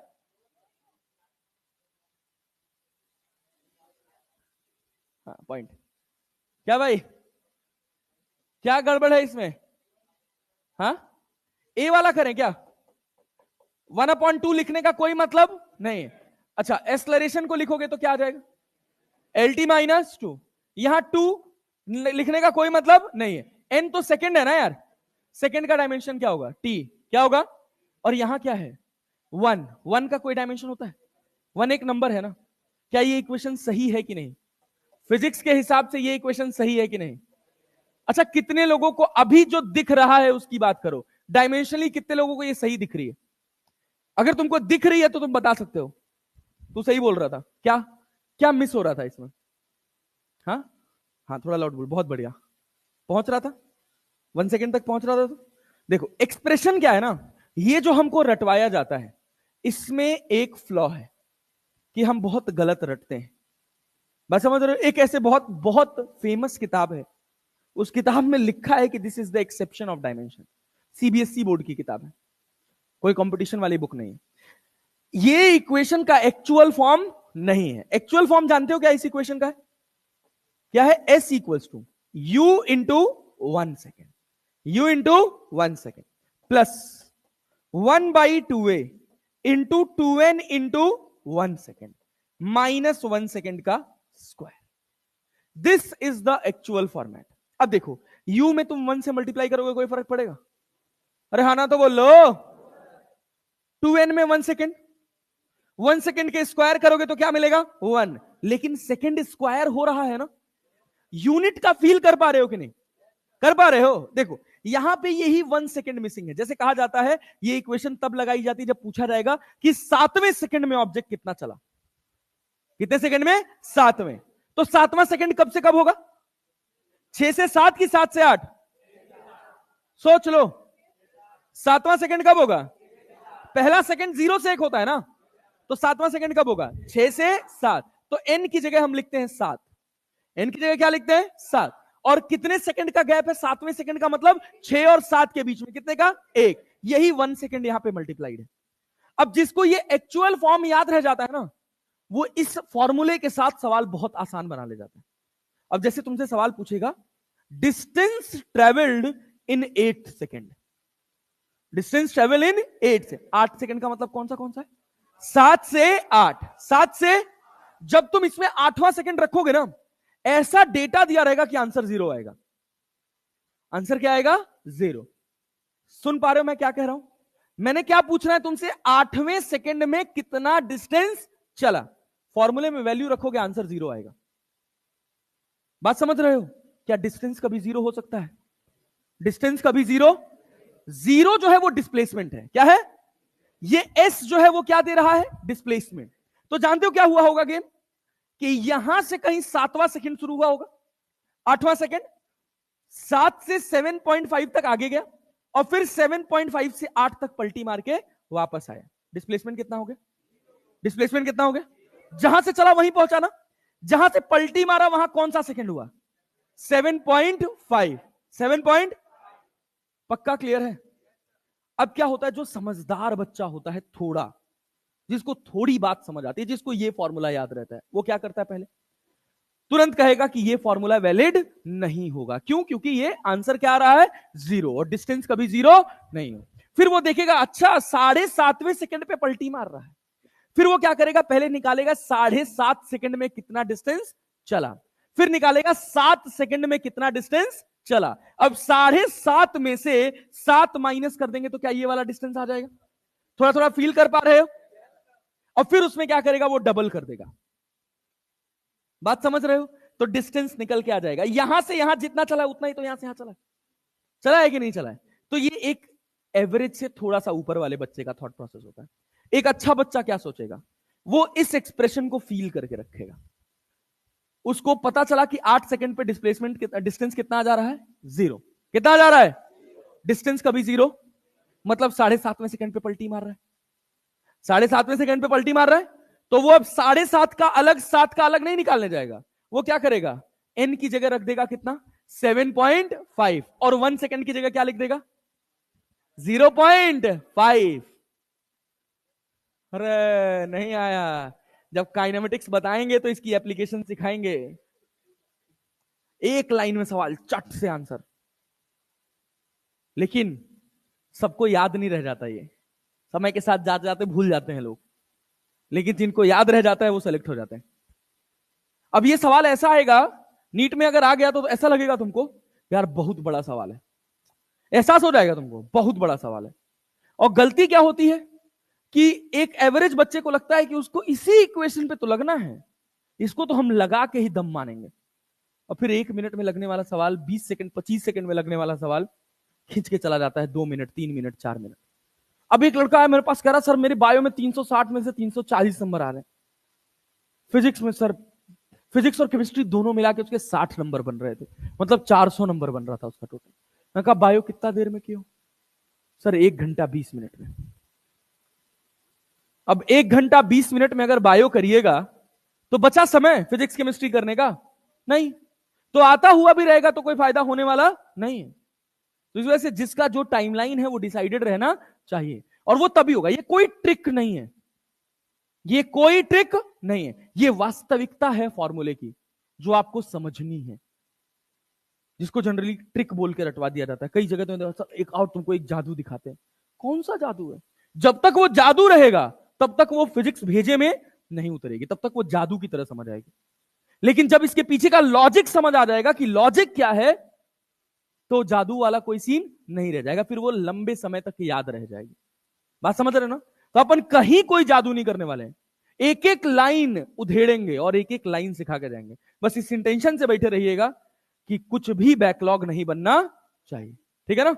चले, यहां तक कहानी क्रिस्टल क्लियर? पक्का? तो ये इक्वेशन कोई भी एक्सेप्शन नहीं है, क्लैरिटी है? तो क्या याद रखेंगे कि जो डायमेंशनली सही है वो फिजिक्स के हिसाब से सही भी हो सकता है और गलत भी, लेकिन जो डायमेंशनली इनकरेक्ट है वो फिजिक्स के हिसाब से कभी भी सही नहीं हो सकता है। क्लियर है? चलिए, एक स्टेटमेंट हम बोल रहे हैं, लिखिए। अच्छा, यहां तक आ जाइए, पहले इसको नोट कर लीजिए। यहां से लिखना है ना, एप्लीकेशन ऑफ से। हाँ चलो लिख लो, फटाफट लिखो, फटाफट पेन चलाओ।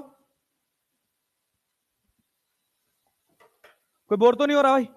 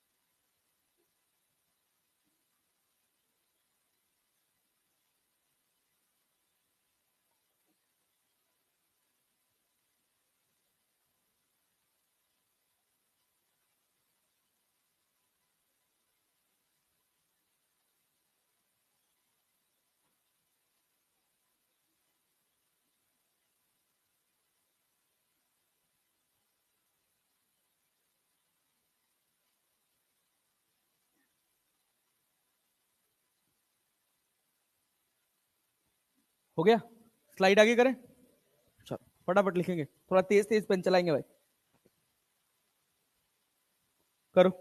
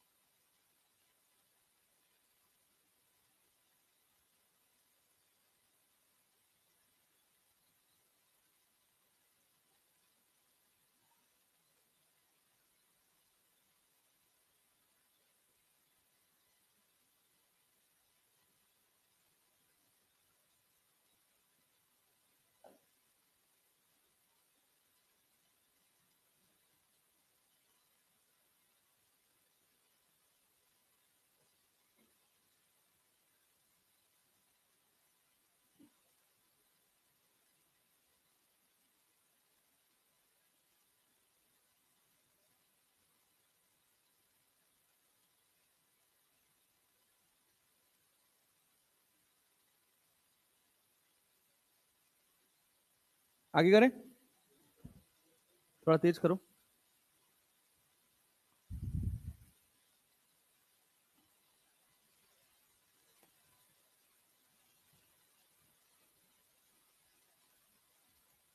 एक तो समय इतना तेज बीतता है कि पता ही नहीं चलता है। आगे बढ़े, ये लिख लो।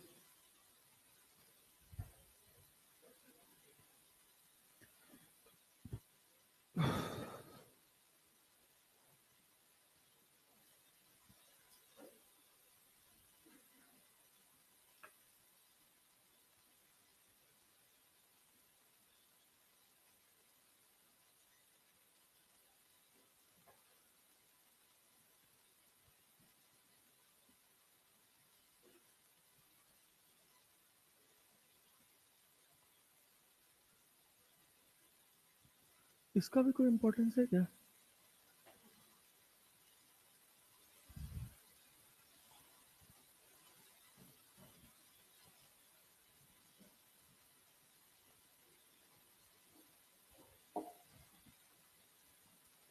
चले भाई,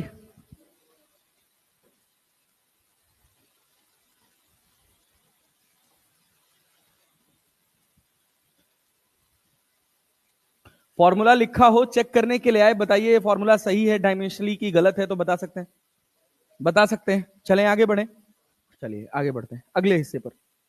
देखिए ये लिख लीजिए, इसका एक्चुअल फॉर्म लिख लीजिए। ये दिखता डायमेंशनली इनकरेक्ट है लेकिन होता नहीं है। क्लियर है ना, क्लियर है ना भाई। ये जो इक्वेशन दिख रही है s equal to u plus one by two a into two n minus one, ये दिखती डायमेंशनली इनकरेक्ट है लेकिन होती नहीं है। क्यों? इसमें क्या छुपा है? क्या छुपा है? 1 सेकेंड। हाँ चलो फटाफट जल्दी करो।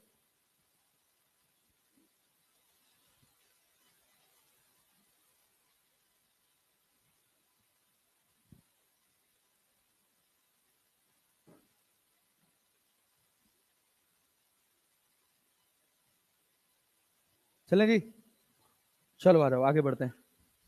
देखो ये statement, choose the correct statement. A dimensionally correct equation need not be an actually correct equation. एक डायमेंशनली सही इक्वेशन जरूरी नहीं है कि वो सही हो। ट्रू और फॉल्स? ट्रू और फॉल्स? ट्रू और false? A dimensionally correct equation may be an actually correct equation. जो डायमेंशनली करेक्ट है वो सही हो भी सकता है। अरे क्लियर है क्या? जो डायमेंशनली सही है वो सही भी हो सकता है और गलत भी हो सकता है। लेकिन जो डायमेंशनली इनकरेक्ट है मे बी करेक्ट। ट्रू और फॉल्स? ट्रू और फॉल्स? तो आंसर सही क्या है? 4, both 1 and 2, both 1 and. Clarity है? इसी वजह स्टेटमेंट लिख के ले आ दिए थे कि इसको जरूर अपनी कॉपी में लिख लीजिएगा, ये सवाल इंपॉर्टेंट है। ठीक, चले अभी नहीं, घर जाके लिखिएगा, अभी तो है ये। ठीक है, अगला application number 2, dimension of unknown physical quantity. अभी एक बात हमने आपको सिखाई थी कि अगर कोई दो फिजिकल क्वांटिटी ऐड या सब्ट्रैक्ट हो रही हैं तो दोनों का डायमेंशन, कोई भी दो फिजिकल क्वांटिटी ऐड या सब्ट्रैक्ट हो रही है तो दोनों का डायमेंशन सेम होगा। अरे एनर्जी गायब कर दिए तुम लोग यार, अभी आधा घंटा एकदम धाकड़ वाली एनर्जी के साथ पढ़ो, 2 एप्लीकेशन खत्म करके जाएंगे। अरे पढ़ेंगे ना, चलो भैया। क्या है dimension of unknown physical quantity? कोई भी दो फिजिकल क्वांटिटी ऐड या सब्ट्रैक्ट हो रही है तो दोनों का डायमेंशन सेम होगा। अरे क्लियर है क्या? अरे क्लियर है भाई? हाँ भाई, थोड़ा जाग के पढ़ेंगे। अच्छा एक और बात, क्या लेफ्ट हैंड साइड का डायमेंशन राइट हैंड साइड के डायमेंशन के बराबर होगा? अच्छा मान लो हम एक एक्सप्रेशन आपके सामने लिख दें, F equals to a root x plus b t square. F equals to a root x plus b t square. हम कह रहे हैं एफ जो है वो क्या है? फोर्स। एफ क्या है? फोर्स। एक्स है डिस्प्लेसमेंट, टी है टाइम। टी क्या है? टाइम। हम कह रहे हैं dimension of a and b बताइए। क्या बताना है? Dimension of a and b. ध्यान से सुनिएगा, ध्यान से सुनिएगा। देखिए भैया, जिसको नहीं समझ आएगा वो तुरंत हाथ उठाएगा। ये क्या है? ये भी क्या होगा? अरे यार, ये दोनों ऐड होके ही तो फोर्स बन रहे हैं।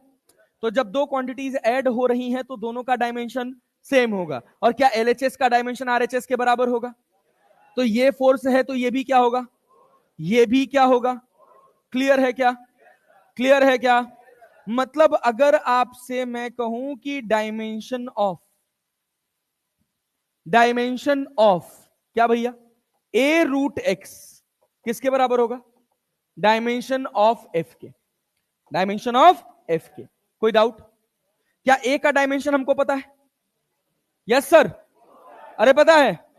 क्या एक्स का डायमेंशन पता है? एल होता है ना, अंडर रूट में है ना, तो एल की पावर 1/2। यहां dimension of F M L T -2। क्या ए का डायमेंशन निकल जाएगा? क्या बचेगा? एम एल की पावर 1/2, टी की पावर -2। क्लियर है? अरे एल 1/2 नीचे जाएगा, ऊपर जाएगा तो -1/2, और 1 में से 1/2 जाएगा तो क्या बचेगा? 1/2। 3/2 तो नहीं आ रहा था किसी को? भाई झूठ तो नहीं बोल रहे हो? पक्का ना यार? क्लियर है? क्या डायमेंशन ऑफ ए क्लियर हो गया सबको? एनर्जी डाउन लग रही है यार, पक्का ना? हाँ थोड़ा जाग के पढ़ेंगे। चल भाई आजा। अब दूसरा देखो, डायमेंशन ऑफ बीटी स्क्वायर भी किसके बराबर होगा?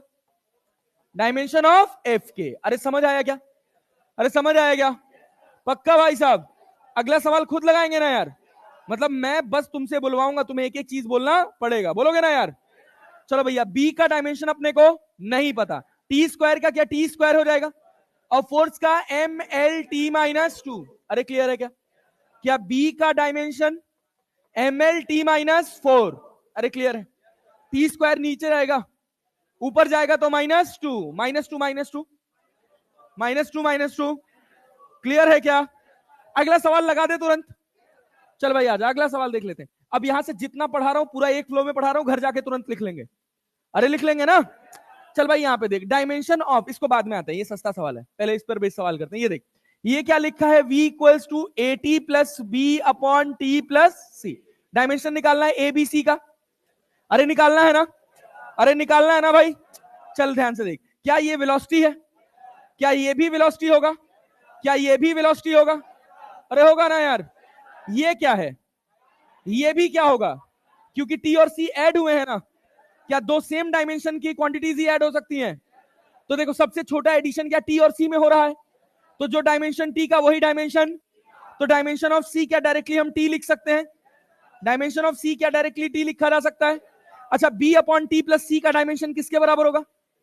वी के। किसके बराबर? अरे ये वी तभी तो ये वी हुआ ना। नहीं आया? पक्का यार? चल बहुत बढ़िया। तो डायमेंशन ऑफ सी क्या हो गया? टी। क्या हो गया? टी। तो बी अपॉन, ये देखो टी प्लस सी, ये किसके बराबर है? वी के। क्या ये भी टी है? क्या ये भी टी है? क्या मैं यहां टी लिख दूं? 2t लिखने की कोई जरूरत, क्योंकि डायमेंशन में 2 का कोई रोल अरे होता है क्या? चल भाई ये किसके बराबर है? v के। L T minus one, L T minus, क्या बी एल हो जाएगा यार? अरे हो जाएगा। t माइनस वन और t प्लस वन क्या जीरो हो जाएगा? किसी भी टर्म की पावर जीरो तो वैल्यू। अरे क्लियर है? और क्या फिर मैं a t equals to b v लिख सकता हूं? ए का डायमेंशन अपने को नहीं पता, टी का टी, वी टी का v का एल टी माइनस वन, क्या बन जाएगा? L T minus two. अरे समझ आया? अरे फुल टाइम पास है। पक्का यार? अब ये देखिए सवाल खुद से कर लेगा क्या? Force equals to x upon density. क्या फोर्स का डायमेंशन पता है? क्या डेंसिटी का डायमेंशन पता है? क्या एक्स का डायमेंशन नहीं निकल जाएगा? निकल जाएगा ना? खुद से कर लेंगे ना? झूठ नहीं बोलना भाई, एकदम ईमानदारी से बोल देना। क्लियर है? अब देखिए यहां कह रहा suppose the kinetic energy of a body oscillating with amplitude a and at a distance x given by. Kinetic energy कितना दे रखा है? B x upon x square plus a square. अरे आया यार, झूठ तो नहीं बोल रहे। चल भाई अब अपने से पूछ रहा है कि बी का डायमेंशन किसके बराबर है। इसको करने का दो तरीका, इसको करने का दो तरीका, एक की डायमेंशन लिख लो, एक की डायमेंशन लिख लो, और दूसरा थोड़ा दिमाग की बत्ती जला लो। इतना हम पढ़ चुके हैं कि हम दिमाग की बत्ती जला के ये कह सकते हैं कि इसका डायमेंशन वर्क के डायमेंशन के बराबर होगा। अरे होगा? पक्का ना? सोच, एक्स का जो डायमेंशन होगा नीचे वाले का डायमेंशन उसका स्क्वायर होगा।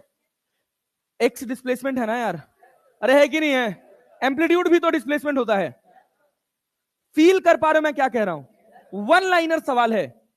गड़बड़ी हम क्या करते हैं, हम इसमें के का डायमेंशन लिखेंगे, फिर उसके बाद एक्स का डायमेंशन लिखेंगे, फिर नीचे वाले का डायमेंशन लिखेंगे, फिर बी का डायमेंशन निकालेंगे, फिर इन सब का डायमेंशन निकालेंगे और चेक करेंगे कि कौन सा सेट हो रहा है। अरे समझ रहे हो?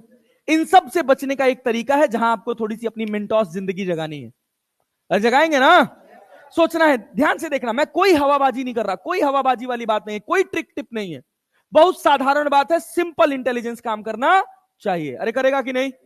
सोच, एनर्जी क्या वर्क के डायमेंशन के बराबर है? सब में वर्क वर्क वर्क आ रहा था तो एक जगह हम वर्क रिलेट कर ले गए, लिख ले गए ना? यहां एक्स क्या है? डिस्टेंस। क्या है? और डिनोमिनेटर क्या डिस्टेंस का स्क्वायर बना रहा है? अरे नहीं आया? एक्स स्क्वायर किया ना, मतलब ये एल स्क्वायर हुआ ना, ये भी एल स्क्वायर हुआ ना, जुड़ा तो एल स्क्वायर ही हुआ ना, डिस्टेंस का ही तो स्क्वायर हुआ। क्या डिस्टेंस से स्क्वायर कट जाएगा? क्या बी सिंपल हमको वर्क इनटू डिस्टेंस दिखेगा? सिंपल आंसर कौन सा हो जाएगा?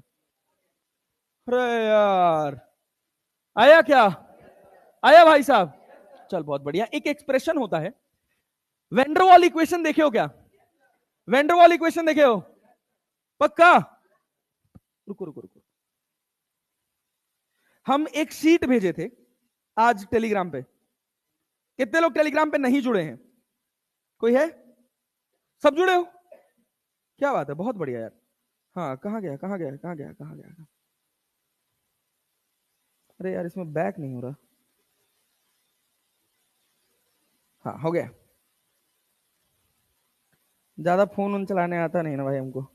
हाँ देखो, एक सवाल लिखा था। सवाल क्या लिखा था?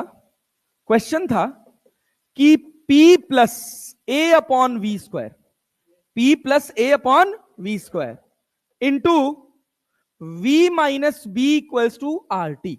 ये लिखा था, एनआरटी लिखा था, एन लिखा, ठीक। ऐसे एक्सप्रेशन लिखा है, इसको वेंडरवॉल इक्वेशन बोलते हैं।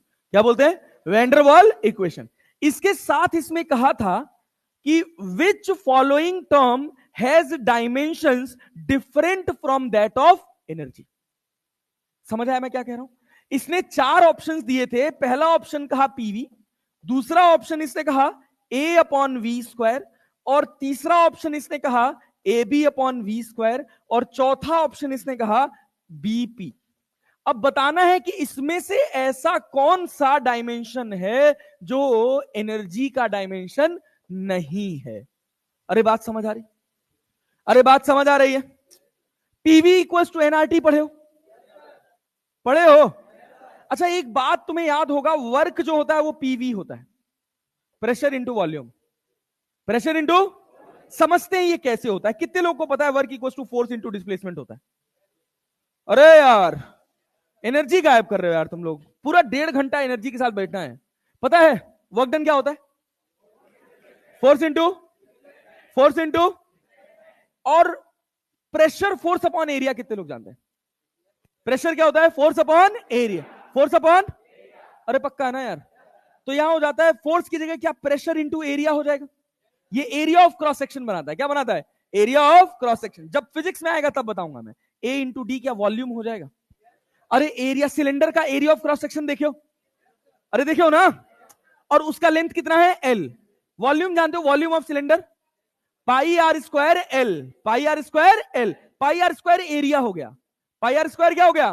अरे ऊपर से सर्कुलर होता है ना, तो एरिया कितना हो गया? पाई आर स्क्वायर। लेंथ कितना हो गया? एल। तो पाई आर स्क्वायर एल। क्या एरिया इंटू लेंथ को वॉल्यूम लिख सकते हैं? क्या वर्क पीवी के इक्विवेलेंट होता है? ये सब अपने को फिजिक्स जब पढ़ेंगे तो याद हो जाएगा, कोई दिक्कत वाली बात नहीं। क्लियर है ना? अब देखो, एक गधा बच्चा क्या करेगा? उसको ये लगेगा कि ये तो डायमेंशन का ही सवाल है, और डायमेंशन तो हमको इसमें सबका आता है। अरे बात समझ रहे हैं? तो गधे का अप्रोच होगा, वो सबका डायमेंशन लिखना शुरू कर देगा। पहले ए का डायमेंशन निकालेगा, फिर बी का डायमेंशन निकालेगा, फिर इन सब में वो डायमेंशन पुट करेगा, तो एक डायमेंशन ऐसा होगा जो ml2t-2 नहीं आएगा।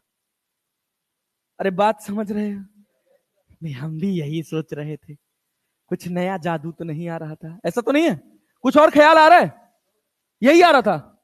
ये भी नहीं आ रहा था हमको, तो आ रहा था। चल देख, समझदार जिंदगी क्या कहती है।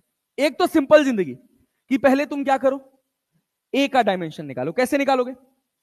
दो फिजिकल क्वांटिटी ऐड हो रही है, एक पी है और दूसरा क्या है? ए अपॉन वी स्क्वायर। नहीं आ रहा यार, जाग जाओ थोड़ा। जाग रहे हो ना? देखो, हम कह रहे जाग रहे हो, जमाई भर रहा है। जाग रहे हो ना? चल देख, ये क्या है? प्रेशर। क्या है इसमें? ये ए अपॉन वी स्क्वायर ऐड हुआ है ना यार। क्या इसका डायमेंशन इसका डायमेंशन बराबर होगा? वी है वॉल्यूम। वी क्या है? वी क्या है? क्या ए का डायमेंशन निकाल सकते हैं? निकाल लेंगे ना? होमवर्क है भाई, करके आएंगे, कर लेंगे। अच्छा, दूसरा हम कह रहे हैं ये वॉल्यूम है, और इसमें से हम बी को घटा रहे हैं, तो जो वी है वही तो बी है। अरे है कि नहीं है? है ना भाई? तो क्या बी का डायमेंशन सिंपल एल क्यूब लिख सकते हो? लिख सकते हो कि नहीं? चलो हम कर ही देते हैं। डायमेंशन ऑफ बी क्या लिखोगे? डायमेंशन ऑफ बी क्या लिखोगे? L cube. अच्छा, डायमेंशन ऑफ ए क्या लिखोगे? डायमेंशन ऑफ ए क्या लिखोगे? पी इंटू वी स्क्वायर लिखोगे। अरे यार, प्रेशर का डायमेंशन क्या निकाले? ml-1 t-2, और वॉल्यूम का डायमेंशन एल क्यूब। तो क्या एल की पावर 6 हो जाएगा? तो क्या ये ml की पावर 5 t की पावर -2 हो जाएगा? ये सवाल मैं पहली बार गेट का एग्जाम दिया था तो उसमें पूछा गया था। इंजीनियरिंग के साथ जब पहली बार मैंने गेट का एग्जाम दिया था तो ये सवाल पूछा गया था। बहुत साधारण था, ऐसा एक ही सवाल था। 42 सब्जेक्ट होते हैं पढ़ने के लिए, ठीक है? तो खुशी होना, रहे बहुत आसान है। अब तो इसके बारे में सोच रहे हैं? नहीं, देख के आए, शादी में जरूर आना, अब तो बनेंगे आईएएस, अब तो बदला लेंगे। ऐसा सीन होता है कि नहीं होता है? इंस्पिरेशन आ जाती है ना, कोई अच्छी चीज देख लेते हैं हम लोग, आता है ना, लगता है कि ऐसा बन जाए ना, तो जो बनना है वैसा ही देखो, दुनियादारी देखो ही मत ना। उस लाइफ को एक बार देखने की कोशिश करो। यूट्यूब पे जा रहे हो, देख रहे हो कि यार एम्स की लाइफ कैसे है, उसको देखो ना। शाहरुख खान को देखने से कुछ मिलेगा थोड़ी, नहीं देखते हैं। शाहरुख खान को नहीं देखते हैं, कौन है? अच्छा, तब तो ठीक है। चलो चलो चलो, यहां तक कहानी क्लियर है, यहां तक कहानी क्लियर है। अब हमको क्या पता चल गया, पी में रखेंगे, वी में रखेंगे। अरे क्लियर है, पी और वी का तो डायमेंशन हम जानते हैं, रख के देखेंगे Ml2T-2 मिलेगा। मतलब पहला ऑप्शन सवाल के हिसाब से गलत है, एनर्जी का डायमेंशन बना रहे। फिर दूसरे वाले में वी स्क्वायर रखेंगे, ए का डायमेंशन रखेंगे, फिर चेक करेंगे। फिर तीसरे वाले में ए का डायमेंशन रखेंगे, बी का डायमेंशन रखेंगे, वी स्क्वायर के डायमेंशन से डिवाइड करेंगे, और फिर पांचवें वाले में चेक करेंगे। गधा थोड़ी है, एक का मिनट का सवाल है। कौन सा सही लग रहा है? बी। बी कैसे किए हैं?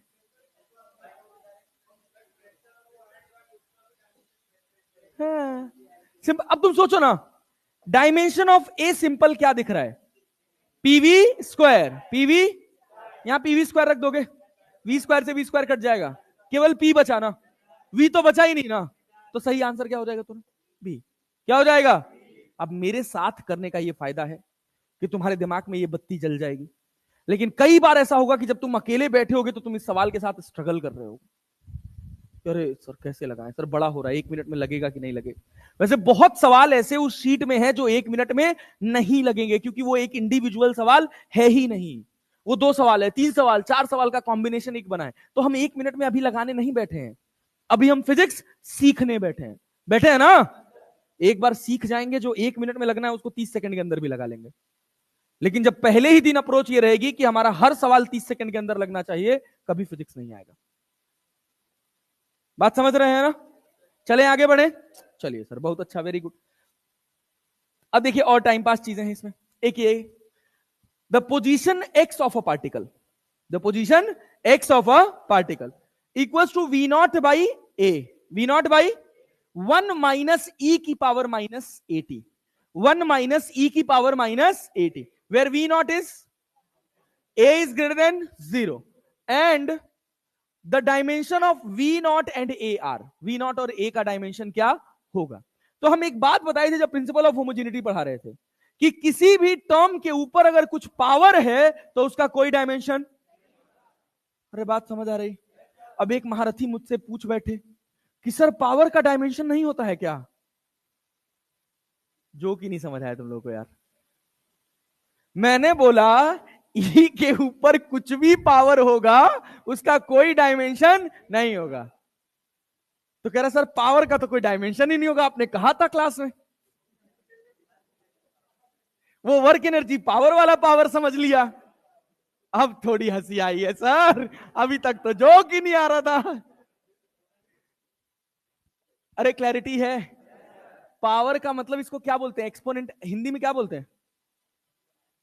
एक दो तो जानते हैं, वर्ग और घन जानते हैं। वर्ग का मतलब स्क्वायर होता है और घन का मतलब क्यूब होता है, और सामान्य पावर हो कुछ तो, हाँ घात, हाँ घात, यस यस, क्या बात है, बहुत बढ़िया।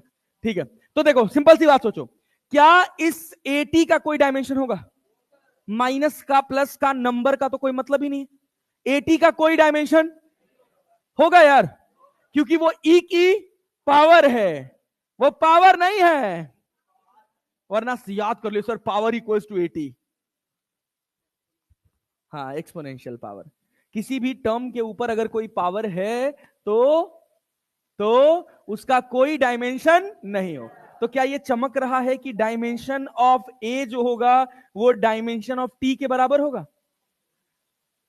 बोलो बोलो, डायमेंशन ऑफ टी के बराबर होगा? डायमेंशन ऑफ टी की पावर -1 के बराबर होगा। क्लियर है ना? अरे भाई हम ये लिखेंगे ना, सिंपल सोचो, क्या लिखोगे? 80 इक्वल्स टू 1। 80 क्या डायमेंशनलेस है? 80 क्या है? डायमेंशनलेस। तो m0 l0 t0 लिख के अपना टाइम खराब नहीं करेंगे, डायरेक्टली क्या लिखेंगे? 80 इक्वल्स टू 1। तो a का डायमेंशन क्या t-1 मिल जाएगा? अरे मिल गया, समझ आ रहा है यार? पक्का भाई साहब? चमक रहा सबको? चल भाई बराबर चमकना चाहिए। अब दूसरा देख, वन क्या है? कांस्टेंट। वन क्या है? नंबर। कांस्टेंट और नंबर में अंतर है, क्लियर है? कांस्टेंट का डायमेंशन हो सकता है लेकिन नंबर का डायमेंशन, तो ये डायमेंशनलेस है ना, तो ये भी तो डायमेंशनलेस होगा क्योंकि इसी में से ये घटा है। यहां क्या है? एक्स। एक्स क्या है? पोजीशन, मतलब डिस्टेंस ना, मतलब डिस्टेंस बना कौन रहा है? We not upon A. V not upon, clear है? अरे क्लियर है? पक्का? समझ आ रही बात? झूठ नहीं बोल रहे हो? चल बहुत बढ़िया। तो अब देख यहां पे क्या लिखेंगे, dimension of we not by a बराबर होगा डायमेंशन ऑफ एक्स के। डायमेंशन ऑफ एक्स, क्लियर है? वी नॉट का डायमेंशन अपने को पता है क्या? ए का पता है क्या? कितना पता है? टी की पावर -1। और डायमेंशन ऑफ एक्स क्या है? एल। तो वी नॉट क्या होगा? L T -1। कुछ सोच रहे हो सर, हम तो पहले ही सोच रहे थे कि वी नॉट वेलोसिटी था। एल टी -1 सर, वेलोसिटी का डायमेंशन यही तो होता है। ऐसा ख्याल तो नहीं आ रहा था यार, ये वी नॉट कुछ भी हो सकता है। अरे हो सकता है कि नहीं हो सकता है? चल एक और एक ऐसा सवाल मैं बना के तू करोगे? हम कह रहे हैं कि पावर इक्वल्स टू, लिखा हुआ है पावर, पावर किसी भी टर्म का पावर नहीं, पावर अपना work done upon time, work done upon, चल ये बराबर है अपने पास alpha by beta, alpha by beta into e की power alpha x square, e की पावर अल्फा एक्स स्क्वायर। हम कह रहे हैं बताओ dimension of alpha and beta, dimension of alpha and beta. ध्यान से सुनो, ध्यान से लिखना बाद में, मेरे साथ सीखो अभी बस। तुम बस एक चीज अपने रूटीन में डाल लेना कि आज का फिजिक्स पढ़ा हुआ आज ही खत्म कर देना घर जाके। क्लैरिटी है? नोट्स में कुछ छूटा रह गया है, कोई सवाल मास्टर ने होमवर्क दिया है, कुछ अपने पास से एड ऑन करना है, लिखना है, आज का मेन काम आज ही हो जाना चाहिए। अगर ये फिजिक्स में रूटीन में आ गया तो एक महीने के अंदर फिजिक्स फिर हल्की लगने लगेगी तुम्हें। लेकिन ये कभी मत करना कि भले ही 3 दिन बाद फिजिक्स की क्लास आने वाली है, ये कभी मत टालना कि चलो कल कर लेंगे फिजिक्स, कल तक जाते जाते अच्छी खासी चीजें उड़ जाएंगी। बात समझ रहे हो? तो आज का कुछ मत करो, जिस दिन फिजिक्स की क्लास लगी है उस दिन रूटीन में उसी दिन फिजिक्स पढ़ना है। अरे पढ़ना है ना यार? डाउट लग रहा है अभी भी। पी क्या है? पी क्या है? पावर। पी क्या है? अल्फा बाई बीटा क्या बनेगा? पावर। क्यों? क्योंकि इसका तो कोई डायमेंशन नहीं हो, इसके पावर है ना अल्फा इंटू एक्स स्क्वायर, और किसी भी टर्म के ऊपर पावर लगा है तो इसका कोई डायमेंशन नहीं हो, कोई भी डायमेंशन। तो क्या मैं डायरेक्टली लिख लूं dimension of alpha equals to L की पावर -2? अरे एक्स स्क्वायर का एल की पावर +2 ना, तो अल्फा का कितना हो जाएगा? एल की पावर -2। क्या पेन चलाने की जरूरत है इसके लिए? चलाने की जरूरत है? नो। अब क्या लिखोगे? Dimension of alpha by beta, dimension of alpha by beta, ये किसके बराबर होगा? Dimension of power. Dimension of power, power क्या है? Work done upon time, work done upon time. Work का क्या? ml2 t-2 होता है, और डिवाइड बाई टी कर दोगे तो -3 हो जाएगा। और यहां पर क्या भैया? अल्फा का डायमेंशन क्या है? एल की power -2 divided by beta, divided by, अब बीटा को इधर लेके जाओ तो क्या बचेगा? L square upon M L square T की पावर -3। सॉल्व कर सकते हो यार? अरे एल की पावर -2, क्लैरिटी है ना? तो ऊपर जाएगा तो क्या बनेगा? m की पावर -1, l की पावर -4, t की पावर +3। अरे आ गया, अरे आ गया। अब ऐसा कोई भी सवाल आएगा कर ले जाओगे? पक्का कर ले जाएंगे? चले आगे बढ़े। डन है? समझ आ रहा है यार? ये वाला नहीं समझ आया? क्या नहीं आया? खड़े रहो, खड़े रहो, खड़े रहो, खड़े रहो, खड़े रहो, जिसको जिसको नहीं आया खड़े रहो, थोड़ा मुझे पता चलेगा ना यार। कोई दिक्कत, बेइज्जती मत महसूस करना इन सब में, ठीक है ना? अपन छोटे भाई बड़े भाई वाली स्थिति है, जिसको जिसको नहीं आया खड़ा हो सकता है। हाँ खड़े रहो, खड़े रहो, मुझे पता चलेगा यार। और कोई? और कोई? और कोई? और कोई? और शर्माने वाली कोई बात नहीं है, ठीक है? अपन बहुत अच्छे दोस्त बनेंगे आगे जाके डाउन द लाइन, ठीक है ना? पक्का ना? चल आजा देखते हैं। देख क्या लिखा मैंने, मैंने कहा ये क्या है? पावर। क्या है? पावर। सोच, ये ई एक नंबर होता है, एक्सपोनेंट एक नंबर होता है। क्लैरिटी है? क्लैरिटी है? तो ये तो बात समझ आ गई कि इसका कोई डायमेंशन नहीं है, और एक तो कंडीशन ही है कि किसी भी ये ई की जगह कुछ भी होता, अगर इसके ऊपर कुछ पावर चढ़ा है तो जो पावर चढ़ा है उसका कोई डायमेंशन नहीं होगा। क्लैरिटी है भाई? सबको क्लियर है? हीरो चमक रहा है तुझे? पक्का ना? चल अब देख, अल्फा एक्स स्क्वायर का हम कह रहे हैं कोई डायमेंशन नहीं। एक्स तुम्हारा डिस्प्लेसमेंट है। एक्स क्या है? बार बार एक्स डिस्प्लेसमेंट ही तो पढ़ रहे हैं। ये पूरा डायमेंशनलेस कब होगा? जब अल्फा एक्स स्क्वायर का डायमेंशन कुछ नहीं होगा, और कुछ नहीं का मतलब शून्य नहीं, क्या है? 1, क्योंकि किसी भी टर्म की पावर 0 मतलब वैल्यू 1। तो अब देख यहां पे क्या बना, alpha equals to 1 upon x square, और एक्स क्या है? डिस्प्लेसमेंट। डिस्प्लेसमेंट का डायमेंशन एल, तो ऊपर जाएगा तो -2। अरे आया कि नहीं आया? अल्फा का डायमेंशन एल की पावर -2। अब सोच, ये तेरा लेफ्ट हैंड साइड पे क्या है? क्या है भाई? पावर। तो राइट हैंड साइड भी क्या होना चाहिए? अब इतने हिस्से का तो कोई डायमेंशन, तो बचे हुए हिस्से का डायमेंशन किसके बराबर होना चाहिए? अरे यार आ गया भैया। तो अल्फा अपॉन बीटा क्या होगा? पावर। क्या होगा? तो dimension of alpha upon beta मैंने क्या लिख दिया? पावर। पावर क्या होता है? Work upon time. Work upon work का dimension ml2t-2 divided by time. ऊपर जाएगा तो -3, बन जाएगा ना, -2 में -1 जाएगा तो -3। क्लैरिटी है? ml2t-3। अल्फा का डायमेंशन क्या है? l की पावर -2। यहां क्या है? बीटा। इसका डायमेंशन का ज्ञान अपने को है क्या? है क्या? क्या बीटा इधर जाएगा? क्या ये पूरा टर्म नीचे आएगा? अब जब इसको रिवर्स करेगा तो m ऊपर जाएगा तो क्या बन जाएगा? -1। यहां l की पावर क्या था? और ये +2 ऊपर जाएगा तो क्या बनेगा? -2। तो -2 -2 -4। यहां t तो था नहीं, यहां t की पावर कितना है? ऊपर गया तो क्या हो गया? +3 ले, यही तो था। अरे आया पक्का? पर ध्यान से सुन बस, ठीक है ना? चल बैठ जा। क्लियर है? क्लियर है? चल खुश रहे। अच्छा है। इस तरह के सवाल बहुत सारे हैं जो मैंने शीट दी है, कर पाओगे? कर ले जाओगे?